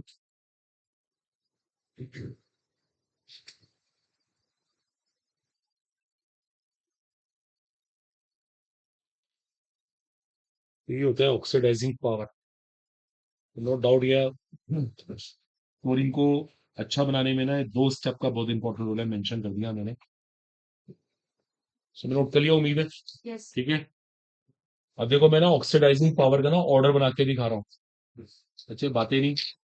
देखो ऑक्सीडाइजिंग पावर जो है ना इनकी इस ऑर्डर में होती है, सोडियम बेस्ट है, देन क्लोरीन है, देन ब्रोमीन है, देन आयोडीन। ये ऑर्डर भी आप सबको लर्न होना चाहिए, और अभी आपके सामने जस्टिफिकेशन भी हुआ, ठीक है। तो नो डाउट फ्लोरीन बेस्ट है। अब देखो मैं ना कुछ रिएक्शन समझाता हूँ इसी के ऊपर बेस्ड, जिससे ये जस्टिफाइड भी होगा कि फ्लोरीन बेस्ट है। चलो आप पे अटेंशन हो। देखो मैंने एक रिएक्शन लिख रहा हूँ, ये रिएक्शन भी इस बात को प्रूव कर देती है कि फ्लोरीन सबसे अच्छा है। देखो मेरे पास एक कंपाउंड है पोटेशियम हलाइड, आप इसकी रिएक्शन फ्लोरीन से कराइए। ये जो हैलोजन है ना, this can be chlorine, bromine, iodine, तीनों में से कोई भी हो सकती है। पता क्या होता है जब ये रिएक्शन लैब में कराते हैं ना, तो इसका रिजल्ट ये बन जाता है। देखो ये रिजल्ट बन रहा है। अब पता है रिजल्ट बनने का मतलब क्या हुआ? फ्लोरीन ने तीनों को क्या कर दिया? ऑक्सीडाइज कर दिया, तीनों को ऑक्सीडेशन कर दिया। नेचुरली फ्लोरीन बेस्ट है। जब हमने यहाँ पे क्लोरीन ली, तो यहाँ पे हेलोजन क्या क्या हो सकता था? ब्रोमीन है ना, आयोडीन।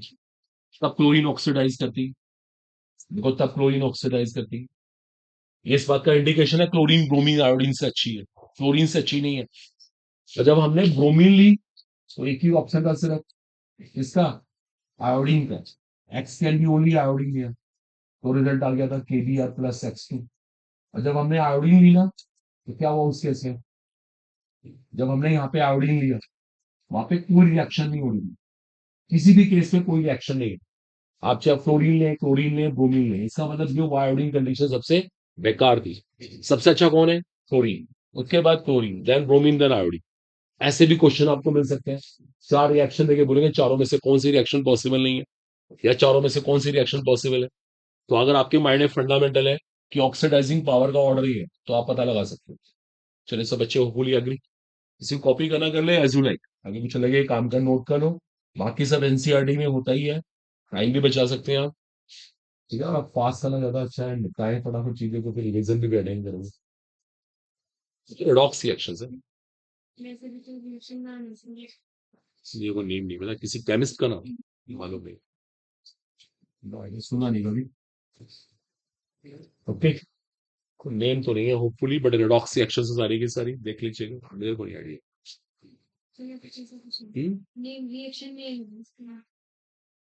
कभी देखा नहीं मैंने कहीं भी ना।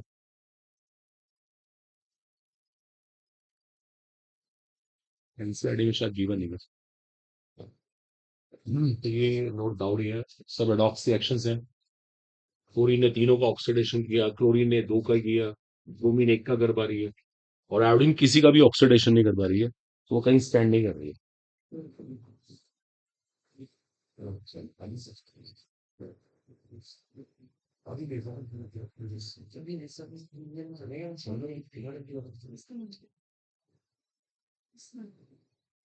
हाँ, एक बार उनसे, हाँ, ये भी कर सकते हैं।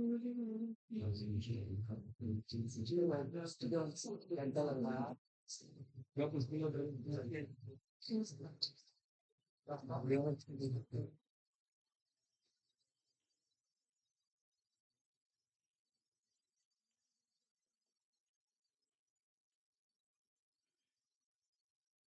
ठीक है स्टूडेंट्स, तो यहाँ तक कोई डाउट नहीं होना चाहिए होपफुली। ये डिस्कशन हमारा पूरा हुआ। एक्सेस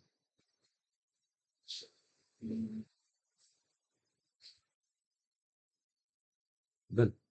नेक्स्ट इसको लिया हाइड्रोजन हैलाइड्स, नेक्स्ट हेडिंग है, कर दूं? अगला हेडिंग है हाइड्रोजन हैलाइड्स। देखो ये भी बड़ा इंपॉर्टेंट डिस्कशन है, बातें नहीं स्टूडेंट्स। हाइड्रोजन हैलाइड्स का मतलब होता है एचएक्स। एचएक्स को बोलते हैं हाइड्रोजन हैलाइड्स। अब इसमें एचएफ, एचसीएल, एचबीआर, एचआई चारों आते हैं। HF, HCL, HBR, HI. चलिए बातें नहीं प्लीज। अब देखो मैं इनके ऊपर ना कुछ आपको ऑर्डर समझाऊंगा, कुछ ना इनके ऊपर ऑर्डर बनाएंगे, वो ऑर्डर आपको समझने होंगे। देखो अब लिखना बंद करके सब अटेंशन देगा ना, बड़ा इंपॉर्टेंट ऑर्डर है वो। जैसे पहले हम बात करते हैं इन चारों के ना बॉलिंग पॉइंट के बारे में बात करते हैं। बॉलिंग पॉइंट, चलो पहले बॉन्ड स्ट्रेंथ की बात करते हैं। ये बताओ इनमें सबसे स्ट्रॉन्ग बॉन्ड किसका है? बोलो। नेचुरली अच्छा, क्यों? फ्लोरीन का साइज कैसा है? छोटा है। नेचुरली बॉन्ड कैसा बनेगा? स्ट्रॉन्ग। तो नो डाउट सबसे स्ट्रॉन्ग जो हाईएस्ट स्ट्रेंथ है वो एचएफ की है। अभी किसी को लिखना नहीं, ये बड़ी कॉमन सी बात, कोई भी सोच सकता है बॉन्ड स्ट्रेंथ, बॉन्ड में कितनी ताकत है कोई भी पता लगा सकता है। ठीक है, ये लीजिए हमने एक ऑर्डर बना लिया। इसके बाद हम बात करते हैं that is called thermal stability. Thermal stability इसको हिंदी में बोलेंगे उष्मीय स्थायित्व। मान लीजिए मैं इन सबको गर्म करूं, इसकी हीटिंग करूं, इसकी हीटिंग करूं, इसकी हीटिंग करूं, इसकी हीटिंग करूं, तो हीटिंग से बॉन्ड टूट जाते हैं। सबसे मुश्किल से किसका बॉन्ड टूटेगा? ये सेम स्टोरी, थर्मल स्टेबिलिटी का ऑर्डर भी यही रहेगा। देखो थर्मल स्टेबिलिटी का भी ऑर्डर है यही। जो बॉन्ड स्ट्रेंथ का ऑर्डर है वही थर्मल स्टेबिलिटी का ऑर्डर। इतनी कॉमन सी बात है, वेरी इजी। बात करते हैं एसिडिक स्ट्रेंथ। अब बात करते हैं एसिडिक स्ट्रेंथ, अम्लीय क्षमता। ये सारे अम्ल है, अम्ल, एसिड, सारे अपने में से H प्लस निकाल सकते हैं। सबसे आराम से कौन निकालेगा? HI। क्यों? साइज बहुत बड़ा, बॉन्ड बहुत वीक, ये इनकी एसिडिक स्ट्रेंथ का ऑर्डर है। सही है, यही आसान है, अम्लीय क्षमता कंपेयर हो जाती है। अब बात करते हैं रिड्यूसिंग पावर, अपचयन क्षमता। ये सारे अब चाय के, अब चाय रिड्यूसिंग एजेंट है, सब अपने में से हाइड्रोजन देते हैं और रिडक्शन कर देते हैं। तो सबसे आराम से हाइड्रोजन कौन देगा? HI। क्यों? वही सेम रीजन, साइज बड़ा, बॉन्ड वीक। बोलो आ रहा है सबको समझ? सर लेकिन इन सब चीजों को हम बहुत आराम से पता लगा सकते हैं। और एक बहुत इंपॉर्टेंट ऑर्डर और भी है, बॉलिंग पॉइंट। इनके ना कप्थनांकों की तुलना करते हैं, बॉलिंग पॉइंट की कंपेरिजन करते हैं। Boiling point depends upon intermolecular forces, अंतराणविक बल। पता है इन चारों में अंतराणविक बल कौन सा है? वेंडरवॉल। इसमें होती है हाइड्रोजन बॉन्डिंग, और हाइड्रोजन बॉन्डिंग जनरली वेंडरवॉल से स्ट्रॉन्ग होती है। देखो ये बहुत डिफरेंट ऑर्डर है, ये बहुत डिफरेंट ऑर्डर है। एचएफ का हाईएस्ट बॉलिंग पॉइंट है, इसके बाद क्या होगा? करेक्ट चेस। देखो इसके बाद ऑर्डर बदल जाएगा। फिर हमें देखना पड़ता है एरिया। वेंडेबल फोर्स के लिए एरिया चेक करते हैं, सबसे बड़ा मोलिक्यूल ये है। तो उसके बाद H I, then H B R, then H C L. ये लास्ट ऑर्डर बहुत इंपॉर्टेंट। तो ये हमारे पास कुछ बेसिक से ऑर्डर थे, बहुत इजी है। अच्छा, ऑर्डर को एसिडिक स्ट्रेंथ को के ए भी कहते हैं, के ए, आपको पता होगा, आयनाइजेशन कांस्टेंट ऑफ एसिड। और ये पीके क्या होता है, इनवर्स होता है। तो कोई भी क्वेश्चन कैसे भी पूछ सकता है कि pK, acidic strength, thermal stability, reducing power, ये सारे ऑर्डर भी आपको अच्छे से पता हो, लॉजिक के साथ बनाने आते हैं। नोट करो, आप नोट कर लीजिए आप।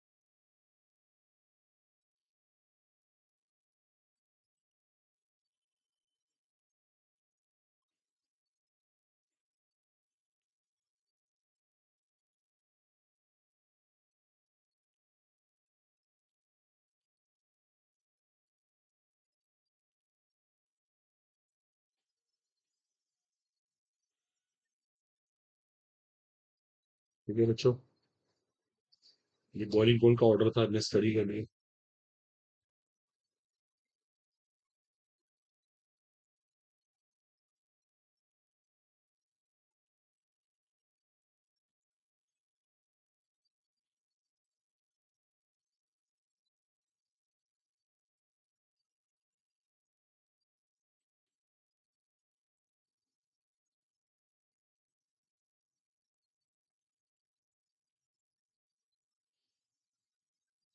ठीक है, डन, सब नोट कर लिया उम्मीद है। देखो नेक्स्ट हेडिंग है इसके बाद, हो गया, डन। नेक्स्ट इसको लिया, हाइड्रोजन क्लोराइड। अब हम एक टॉपिक डिस्कस करेंगे, that is called as hydrogen chloride. एक फेमस गैस होती है, ये हाइड्रोजन क्लोराइड कहते हैं। अब देखो इसके बारे में थोड़ा सा लेक्चर जानेंगे, देखो ना, ध्यान देना। जबकि मैं इसको बहुत डिटेल में एनालिटिकल केमिस्ट्री में करा दूंगा। एनालिटिकल केमिस्ट्री बहुत डिटेल में आएगा, ये ऐसे इसकी प्रिपरेशन है। देखो प्रिपरेशन को मैं बहुत डेप्थ में भी सिखा नहीं रहा हूँ। इसकी प्रिपरेशन के लिए हमें क्लोराइड लेके उसमें सल्फ्यूरिक एसिड मिलाना पड़ता है, वो भी कंसंट्रेटेड। देखो ये बहुत जरूरी होता है।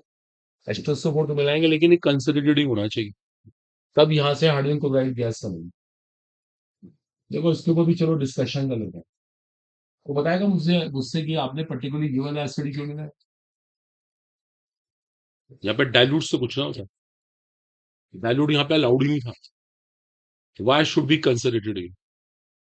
देखो अब इसके ऊपर ना बहुत अभी करेंगे, हम लेक्चर करेंगे, डोंट वरी। इसका बड़ा सिंपल सा रीजन है, ये वाला एसिड जो होता है ना, ये लेस वोलेटाइल होता है, लेस वोलेटाइल। और ये होता है मोर वोलेटाइल। देखो पहले आपको मैं सिखा दूंगी लेस वोलेटाइल क्यों है। इसका मतलब कम वाष्पशील, वो ज्यादा वाष्पशील है। पहली बात तो ये कम वाष्पशील क्यों है। देखो ये होता है ना सल्फ्यूरिक एसिड, देखो इसका स्ट्रक्चर बना के दिखाऊं, आपको फील आएगी।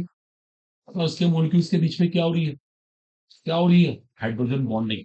देखो आप, और ये हाइड्रोजन बॉन्डिंग इतनी एक्सटेंसिव होती है, एक्सटेंसिव, इतनी फैली हुई होती है कि इसका बॉन्डिंग पॉइंट ना बहुत हाई हो जाता है।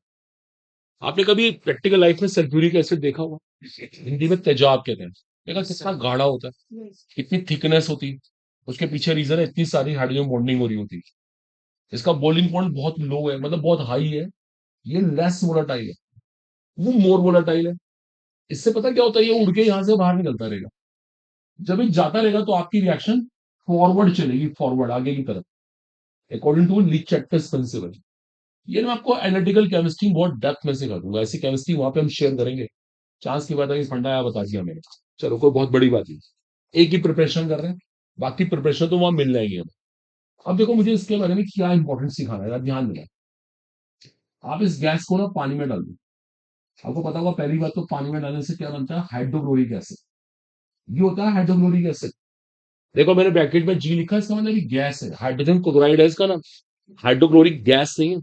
ये हाइड्रोक्लोरिक एसिड है क्योंकि मैं पानी के अंदर मिला चुका है। अब इसके ना दो तीन रिएक्शन बहुत काम किया, वो सीखते हैं फटाफट, इसको फिनिश करें। एक तो इसकी रिएक्शन है अमोनिया के साथ, अल्टीमेट रिएक्शन। अगर आपने इसको अमोनिया मिलाया ना, चलो बताना अपनी मेमोरी से, देखो आप सबने भी 12th पास किया है, क्या बनता है इस रिएक्शन में? NH4Cl, ammonium chloride. पता है इस रिएक्शन की यूटिलिटी क्या होती है, इसका यूज क्या है? आपने कभी लैब में देखा है? इसकी क्या होती है, व्हाइट फ्यूम्स। इसकी व्हाइट फ्यूम्स होती हैं, और इसकी होती है dense white fumes. Dense white fumes. पता है इस रिएक्शन से हम क्या कर सकते हैं? टेस्ट कर सकते हैं, टेस्ट कर सकते हैं, परीक्षण कर सकते हैं, किसका? अमोनिया का। अमोनिया, मान लेते हैं हम ये टेस्ट ट्यूब में कोई रिएक्शन करा रहे हैं, यहाँ पे कोई रिएक्शन कराई हमने, यहाँ से अमोनिया बन रही है। देखो ये अमोनिया बन रही है, और मेरे को प्रूव करना ये अमोनिया है। एक तो अमोनिया अपनी स्मेल के लिए फेमस है, लेकिन मैं क्या करूंगा, इसको चेक करने के लिए इसके ऊपर हाइड्रोजन क्लोराइड की एक रॉड लेकर आऊंगा। हाइड्रोजन क्लोराइड की रोड, यहां से आ रही है अमोनिया, यहाँ पे लगा हुआ है HCl, दोनों की रिएक्शन करे क्या बनेगा? Dense white fumes. आपने कभी प्रैक्टिकल किया होगा, यहाँ पे बहुत ज्यादा फ्यूम्स निकलती है। तो ये रिएक्शन है टेस्ट करने में काम आती है, टेस्ट। ये टेस्ट के पॉइंट ऑफ व्यू से बहुत बहुत इंपॉर्टेंट है। ये लिखा है डेंस व्हाइट फ्यूम्स, मेंशन कर लो। कभी क्या होगा, अपने प्रैक्टिकल से समझने के याद रहता है, इससे बहुत इंपॉर्टेंट है।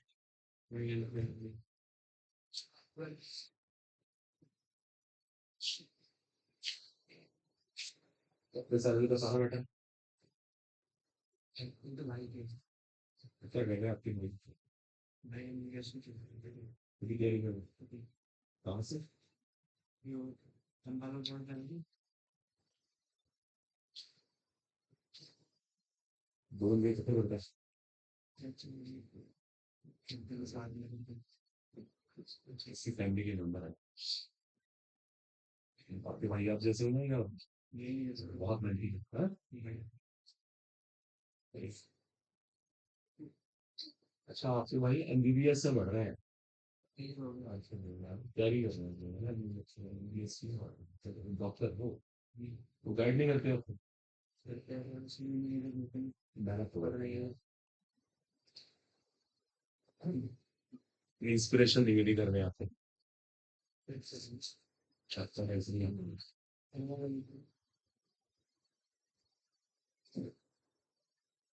वहां से पास होता, द्वितीय नंबर से पास होता है इसका रिस्क।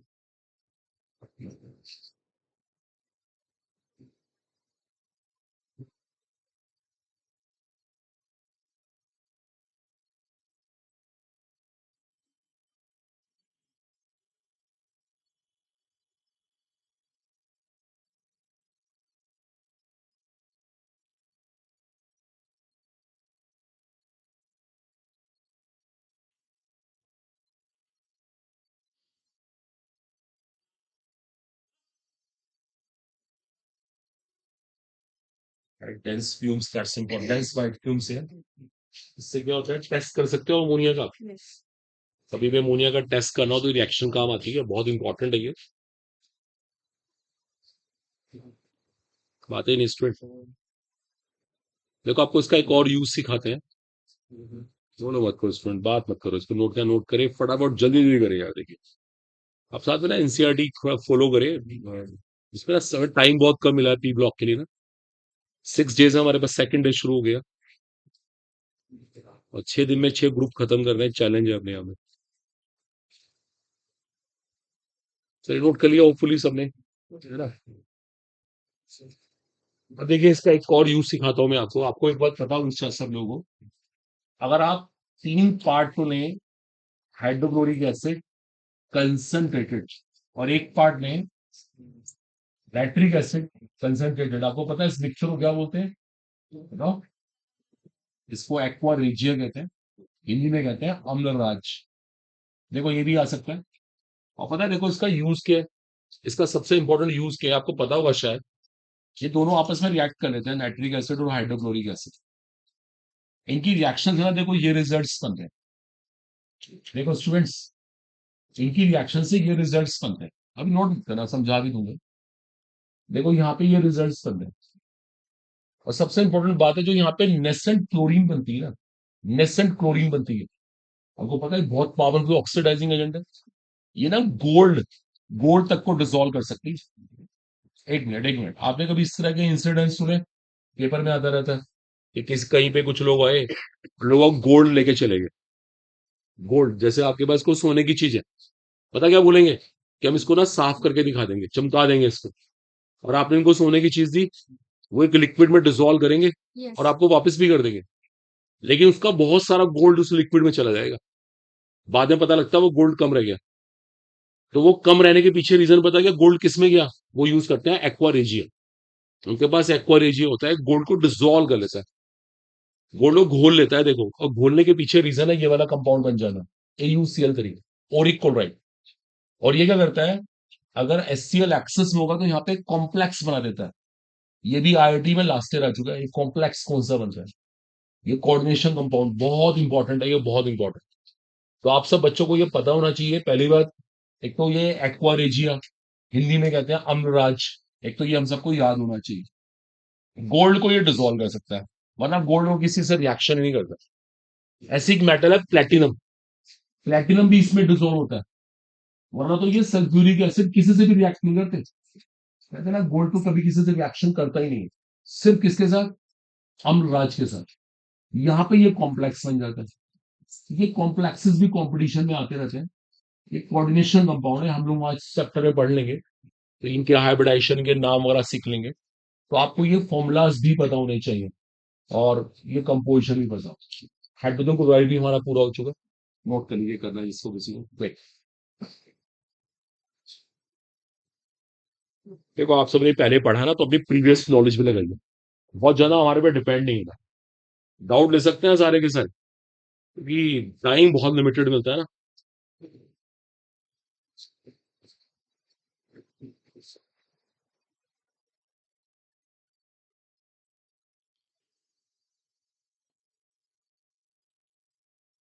ठीक है बच्चों, तो इसमें कोई डाउट ना हो।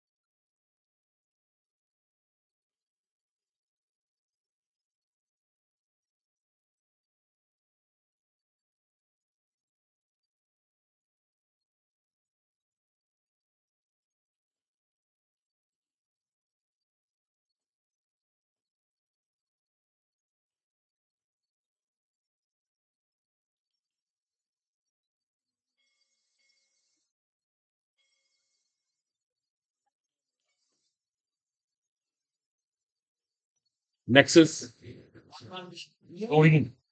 अब पर्टिकुलर क्लोरीन की स्टार्टिंग कर रहे हैं हम लोग। तो chlorine, The famous gas is, and that gas is well known, greenish yellow color. The greenish yellow color gas, fluorine. अब फ्लोरीन से बिगिनिंग कर रहा है. देखिए, first of all preparation. Fluorine को बनाते कैसे? देखो, उसको बनाने के लिए हमें क्या करना पड़ेगा? अब कुछ हमारे पास ऑप्शंस है, सारे क्लियर करना. देखो आप, पोटेशियम पर magnet plus hydrochloric acid.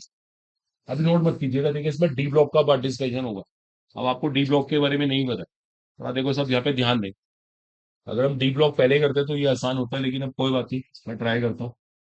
Potassium dichromate plus hydrochloric acid एक ऐसी रिएक्शन होती है, MnO2 प्लस हाइड्रोक्लोरिक एसिड.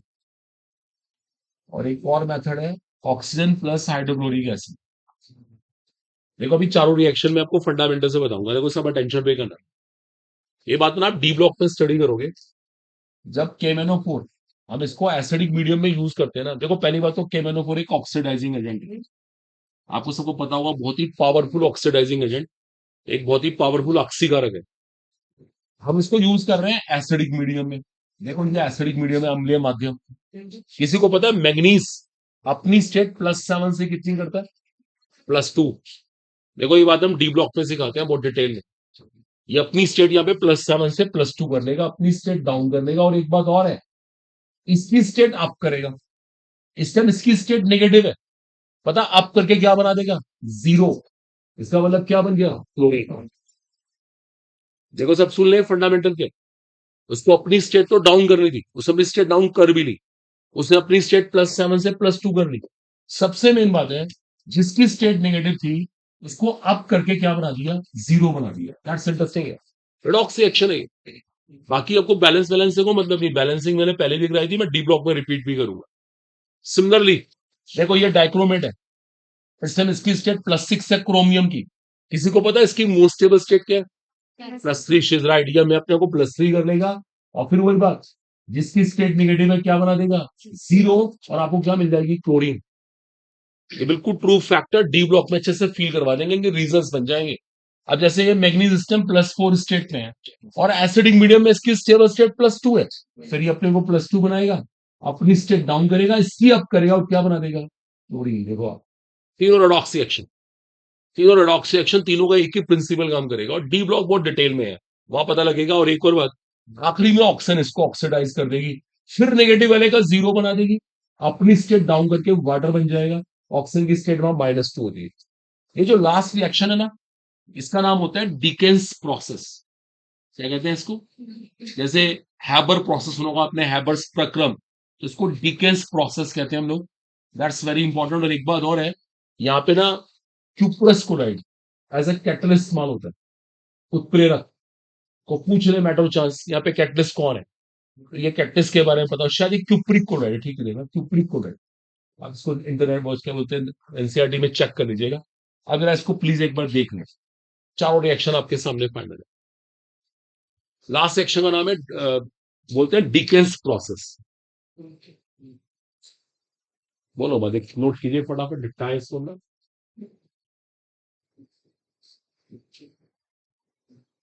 उसके बाद हमारा पी ब्लॉक के बाद डी एंड एफ और कोऑर्डिनेशन. अब तक तो ये ऑर्निक, तो ये बोलते हैं ऑर्निक तो खत्म हो जाएगी फटाफट. ये रहेगी आपको ऑर्निक.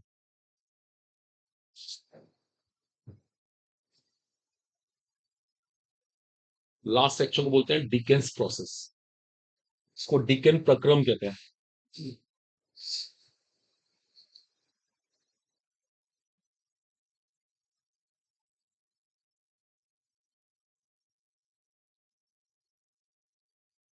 सर कैटलिस्ट देखो लर्न करना पड़ता है. मे भी किसी ने कैटलिस्ट ही आपसे पूछ लिया. क्यूप्रिक क्लोराइड यहाँ पे कैटलिस्ट है. ये देखो, ये फैक्ट्स है. ये इंफॉर्मेशन आपको मेमोराइज करनी ही पड़ेगी.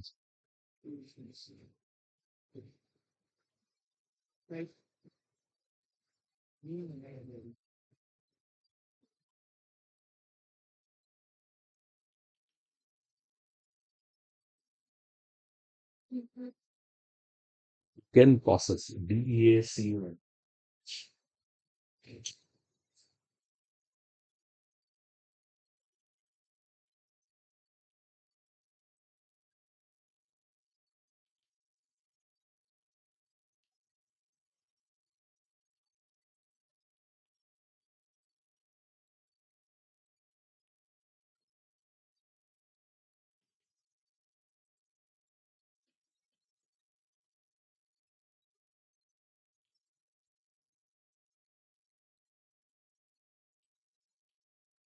आई थिंक क्लियर, समझ नोट कर लिया होपफुली।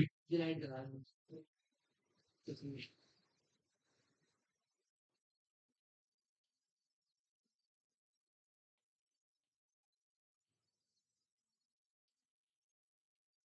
इसकी लाइट आ जाती है अच्छी, बंद नहीं करो। इस सीधे से बंद की हुई है। चलो चलो। ठीक है, इसमें क्या है? चलिए होपफुली क्लियर है। ठीक है, इसके बाद देखिए नेक्स्ट है प्रॉपर्टीज की बात करते हैं। प्रॉपर्टीज, देखो इस गैस में कुछ इंपॉर्टेंट प्रॉपर्टीज है, ध्यान दीजिएगा। पहली बात तो ये हैवियर देन एयर है, ये हवा से बहुत भारी गैस है, इसका मोलर मास ना 71 होता है, नेचुरली हैवियर देन एयर है ये। पानी में सोलुबल है, फेयरली सोलुबल इन वाटर। ठीक है, और देखो इसकी जो स्मेल है ना, पंजेंट स्मेल इसकी भी होती है। और कलर मैं आपको 12 बता रहा हूँ, ग्रीनिश येलो कलर, याद रख लीजिए, कभी काम आए कहीं आपको, ग्रीनिश येलो। ठीक है, ये तो रही इसकी फिजिकल प्रॉपर्टीज, भौतिक गुण कहते हैं इसको। एक बार ध्यान देना। अब हम बात करेंगे अबाउट केमिकल प्रॉपर्टीज, जरा उनको ध्यान से सुनना होगा। देखो अब कुछ इंपॉर्टेंट सेक्शन स्टार्ट हो रहा है। देखो पता क्या है, क्लोरीन के अंदर क्या स्पेशल है, सबको मालूम है, ये अपनी जीरो स्टेट में है। किसी को पता है क्लोरीन की टेंडेंसी क्या रहेगी? अपने आप को -1 बताओ, अपनी स्टेट डाउन करो, यहाँ देखो सब लोग। और जो अपनी स्टेट डाउन करना चाहते हैं औरों की अप करते हैं, इसका मतलब वो कौन होते हैं? Oxidising agent. देखो ये ऑक्सीकारक है। देखो सुन लो, अब मैं इसकी बहुत सारी रिएक्शन बताऊंगा आपको जिसमें ये एज अ ऑक्सीडाइजिंग एजेंट काम करेगी। अब इसे कुछ रिएक्शन स्टार्ट होगी जहां पे ये ऑक्सीडाइज किया करेगी। एक बार जल्दी से मेंशन कर दो प्लीज। किसी कुछ कॉपी करना कर ले, बट थोड़ा फास्ट बोलो मत, गर्ल्स पीछे बोलो मत। थोड़ा ना स्क्रीन खराब आ रही है, देखो अभी उनसे पूछ नहीं क्या करना है, तो शायद रिकॉर्डिंग में प्रॉब्लम आ जाती है। ठीक है, आप तो शायद उनको सही है, विंडो खोलिए। ठीक है, बुक वगैरह भी आ गए।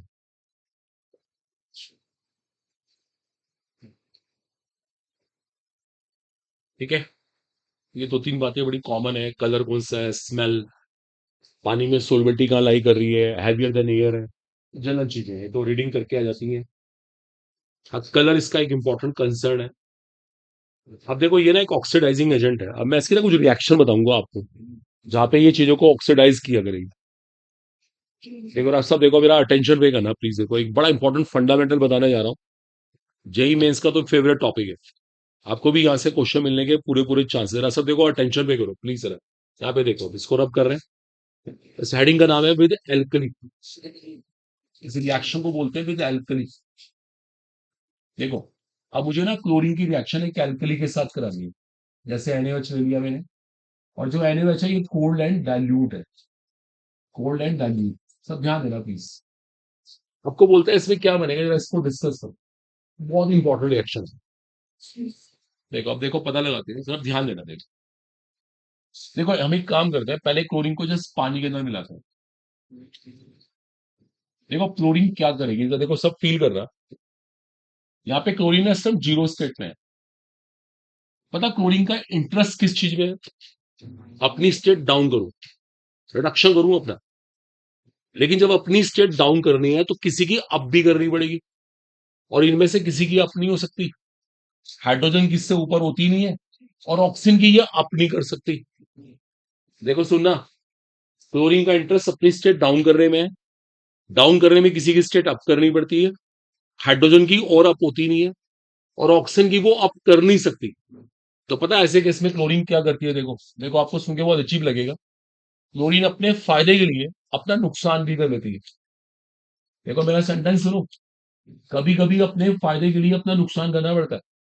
देखो इस क्लोरीन ने क्या करा, अपने फायदे के लिए अपनी स्टेट डाउन करने के लिए अपनी ही अप कर ली। पता एक्चुअल में क्या हुआ?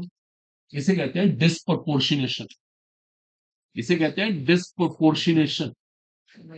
देखो समझो आप, कभी कभी अपने फायदे के लिए अपना लॉस भी करना पड़ता है। ये बिल्कुल प्रैक्टिकल फंडा है। जैसे देखो एक मिनट, आप फ्यूचर में एक डॉक्टर बन जाते है ना, अब ऐसा आपने 5 करोड़ रुपीज खर्च करके एक हॉस्पिटल बना दिया, लेकिन अफसोस की बात है एक भी पेशेंट नहीं है। 5 करोड़ रुपए खर्च हुए हुए हैं, सब बैंक लोन से हैं। सोचो आप कहां से पैसे वापस करेंगे? बताओ क्या करना पड़ेगा हमें? फ्री कंसल्टेशन तो मारे जाएंगे मैंने, पहले 5 छोड़ देने हैं, और मर जाएंगे। नो फ्री कंसल्टेशन, कोई फ्री कंसल्टेशन नहीं। हम लोगों से कांटेक्ट करेंगे, उनको बोलेंगे पेशेंट भेजो, हम तुम्हें क्या देंगे? कमीशन देंगे, शेयर देंगे। ये फैक्ट है। अपना ऐड करना पड़ेगा आपको, एडवर्टाइजमेंट कीजिए सोशल मीडिया से, कैसे भी करके अपने आप को, अपनी चीजों को स्प्रेड करिए। कुछ पैसा और खर्च कर दिए, 5 लगे ना, 1 करोड़ रुपए और खर्च कर दिए। इतनी ये जो मार्केटिंग आप करोगे ना, इससे आपके पास पेशेंट आएंगे। ये कॉन्सेप्ट है। अगर आपको सक्सेसफुल होना है तो कहीं ना कहीं आपको सोशल मार्केटिंग का फायदा लेना पड़ेगा, बेनिफिट लेना पड़ेगा, और पैसा और खर्च करना पड़ेगा। ये तो मार्केटिंग होती है। बड़े बड़े इंस्टीट्यूट वाले भी ऐसे ही करते हैं। अब सुनिए, ध्यान दीजिए। अब क्लोरीन ने क्या करा अपने फायदे के लिए? क्या किया? अपना नुकसान भी किया, लेकिन अपना फायदा ज्यादा किया।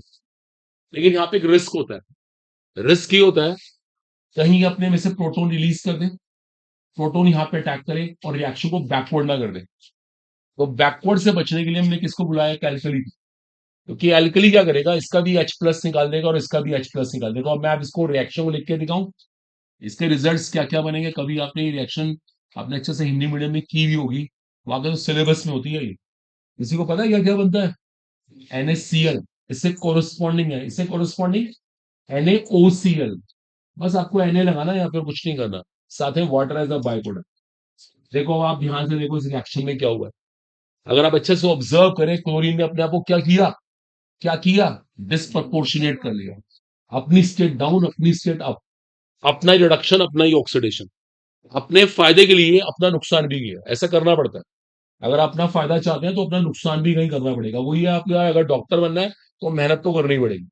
कहीं ना कहीं आपका लॉस हो रहा है, आपकी नींद कम हो रही है, थक रहे हैं आप, लेकिन फायदा भी तो हो रहा है। आप सिलेक्शन तो आप ही होंगे ना, तो कहीं ना कहीं अच्छे फ्यूचर के लिए करना पड़ता है। अब सुनिए एक और बात। अब मैं इसमें एक केस और लगा रहा हूं। इस बार जो NaOH है ना, वो कोल्ड नहीं है, हमने इसको हॉट कर दिया और कंसंट्रेटेड कर दिया। देखो, इस बार हमने कंडीशन ड्रास्टिक कर दी है। अब जरा सोचिए, बताओ, क्या ये क्लोरीन सेटिस्फाइड है? बिल्कुल भी नहीं। क्लोरीन तो प्लस स्टेट लाइक ही नहीं करती, ये डिससेटिस्फाइड है। अब देखो, मैंने हिटिंग करी है, मैं हिटिंग करके इसको प्रमोट कर रहा हूं, मैं इसको इंकरेज कर रहा हूं। तुम अपने आप को, अपना फायदा सोचो। अब ये अपनी स्टेट डाउन करेगा, लेकिन अपनी डाउन करने के लिए अपनी भी तो करनी पड़ेगी। देखो देखो, नोट मत करना, देखो इसके रिजल्ट्स, इसके रिजल्ट सीधे आते हैं। देखो, ये है इसके रिजल्ट्स। अगर आप ध्यान से देखें, पता है क्या हुआ? देखो, अगर मैं इसको बैलेंस भी करूं, आप देखो NaCl के मोलिक्यूल पहले से बढ़ गए, क्योंकि इसने भी अपने आप को डिस्प्रपोर्शनेट किया। देखो, इसने भी किया, इसने भी अपनी फायदे के लिए अपना नुकसान किया। देखो, अपनी स्टेट अप कर ली, कितनी हो गई? +5। साथ में water as a by product. तो दैट इज इंटरेस्टिंग है। ये दो रिएक्शन तो अल्टीमेट, और शायद आप हिंदी मीडियम में सब पढ़ के आए अच्छे से, वहां तो बहुत याद करवाते हैं इनके बारे में, है ना? किया हुआ, आई थिंक सो। नहीं किया? कुछ किया था? मालूम है, ऐसे ही हो गया बस। 11th 12th पास, नो प्रॉब्लम।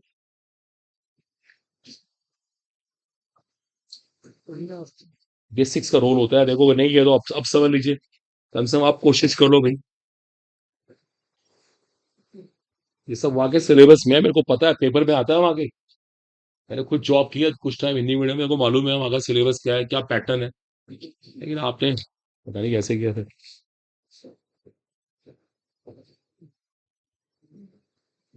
पेपर तो आपका पूरा NCERT से ही आता होगा। हम्म रोहित, जो क्वेश्चन पेपर आता है बोर्ड का, BP बोर्ड का, NCERT से आता है? कैसे आता है? ठीक है। तो फिर तो आपने अच्छे से NCERT की, तो NCERT में है।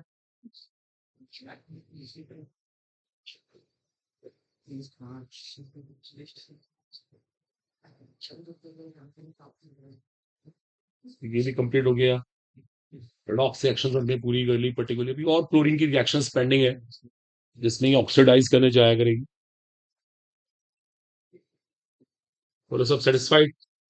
ये लास्ट दो रिएक्शन तो अल्टीमेट है। देखो, इनको बोलते हैं डिस्प्रपोर्शनेशन, सेल्फ रेडॉक्स रिएक्शन कहते हैं। अपना ही रिडक्शन, अपना ही ऑक्सीडेशन। और कभी कभी ये रूल है, देखो, नेचर का, अपने फायदे के लिए अपना नुकसान भी करना पड़ेगा, लेकिन फायदा ज्यादा होना चाहिए। ये बहुत जरूरी है।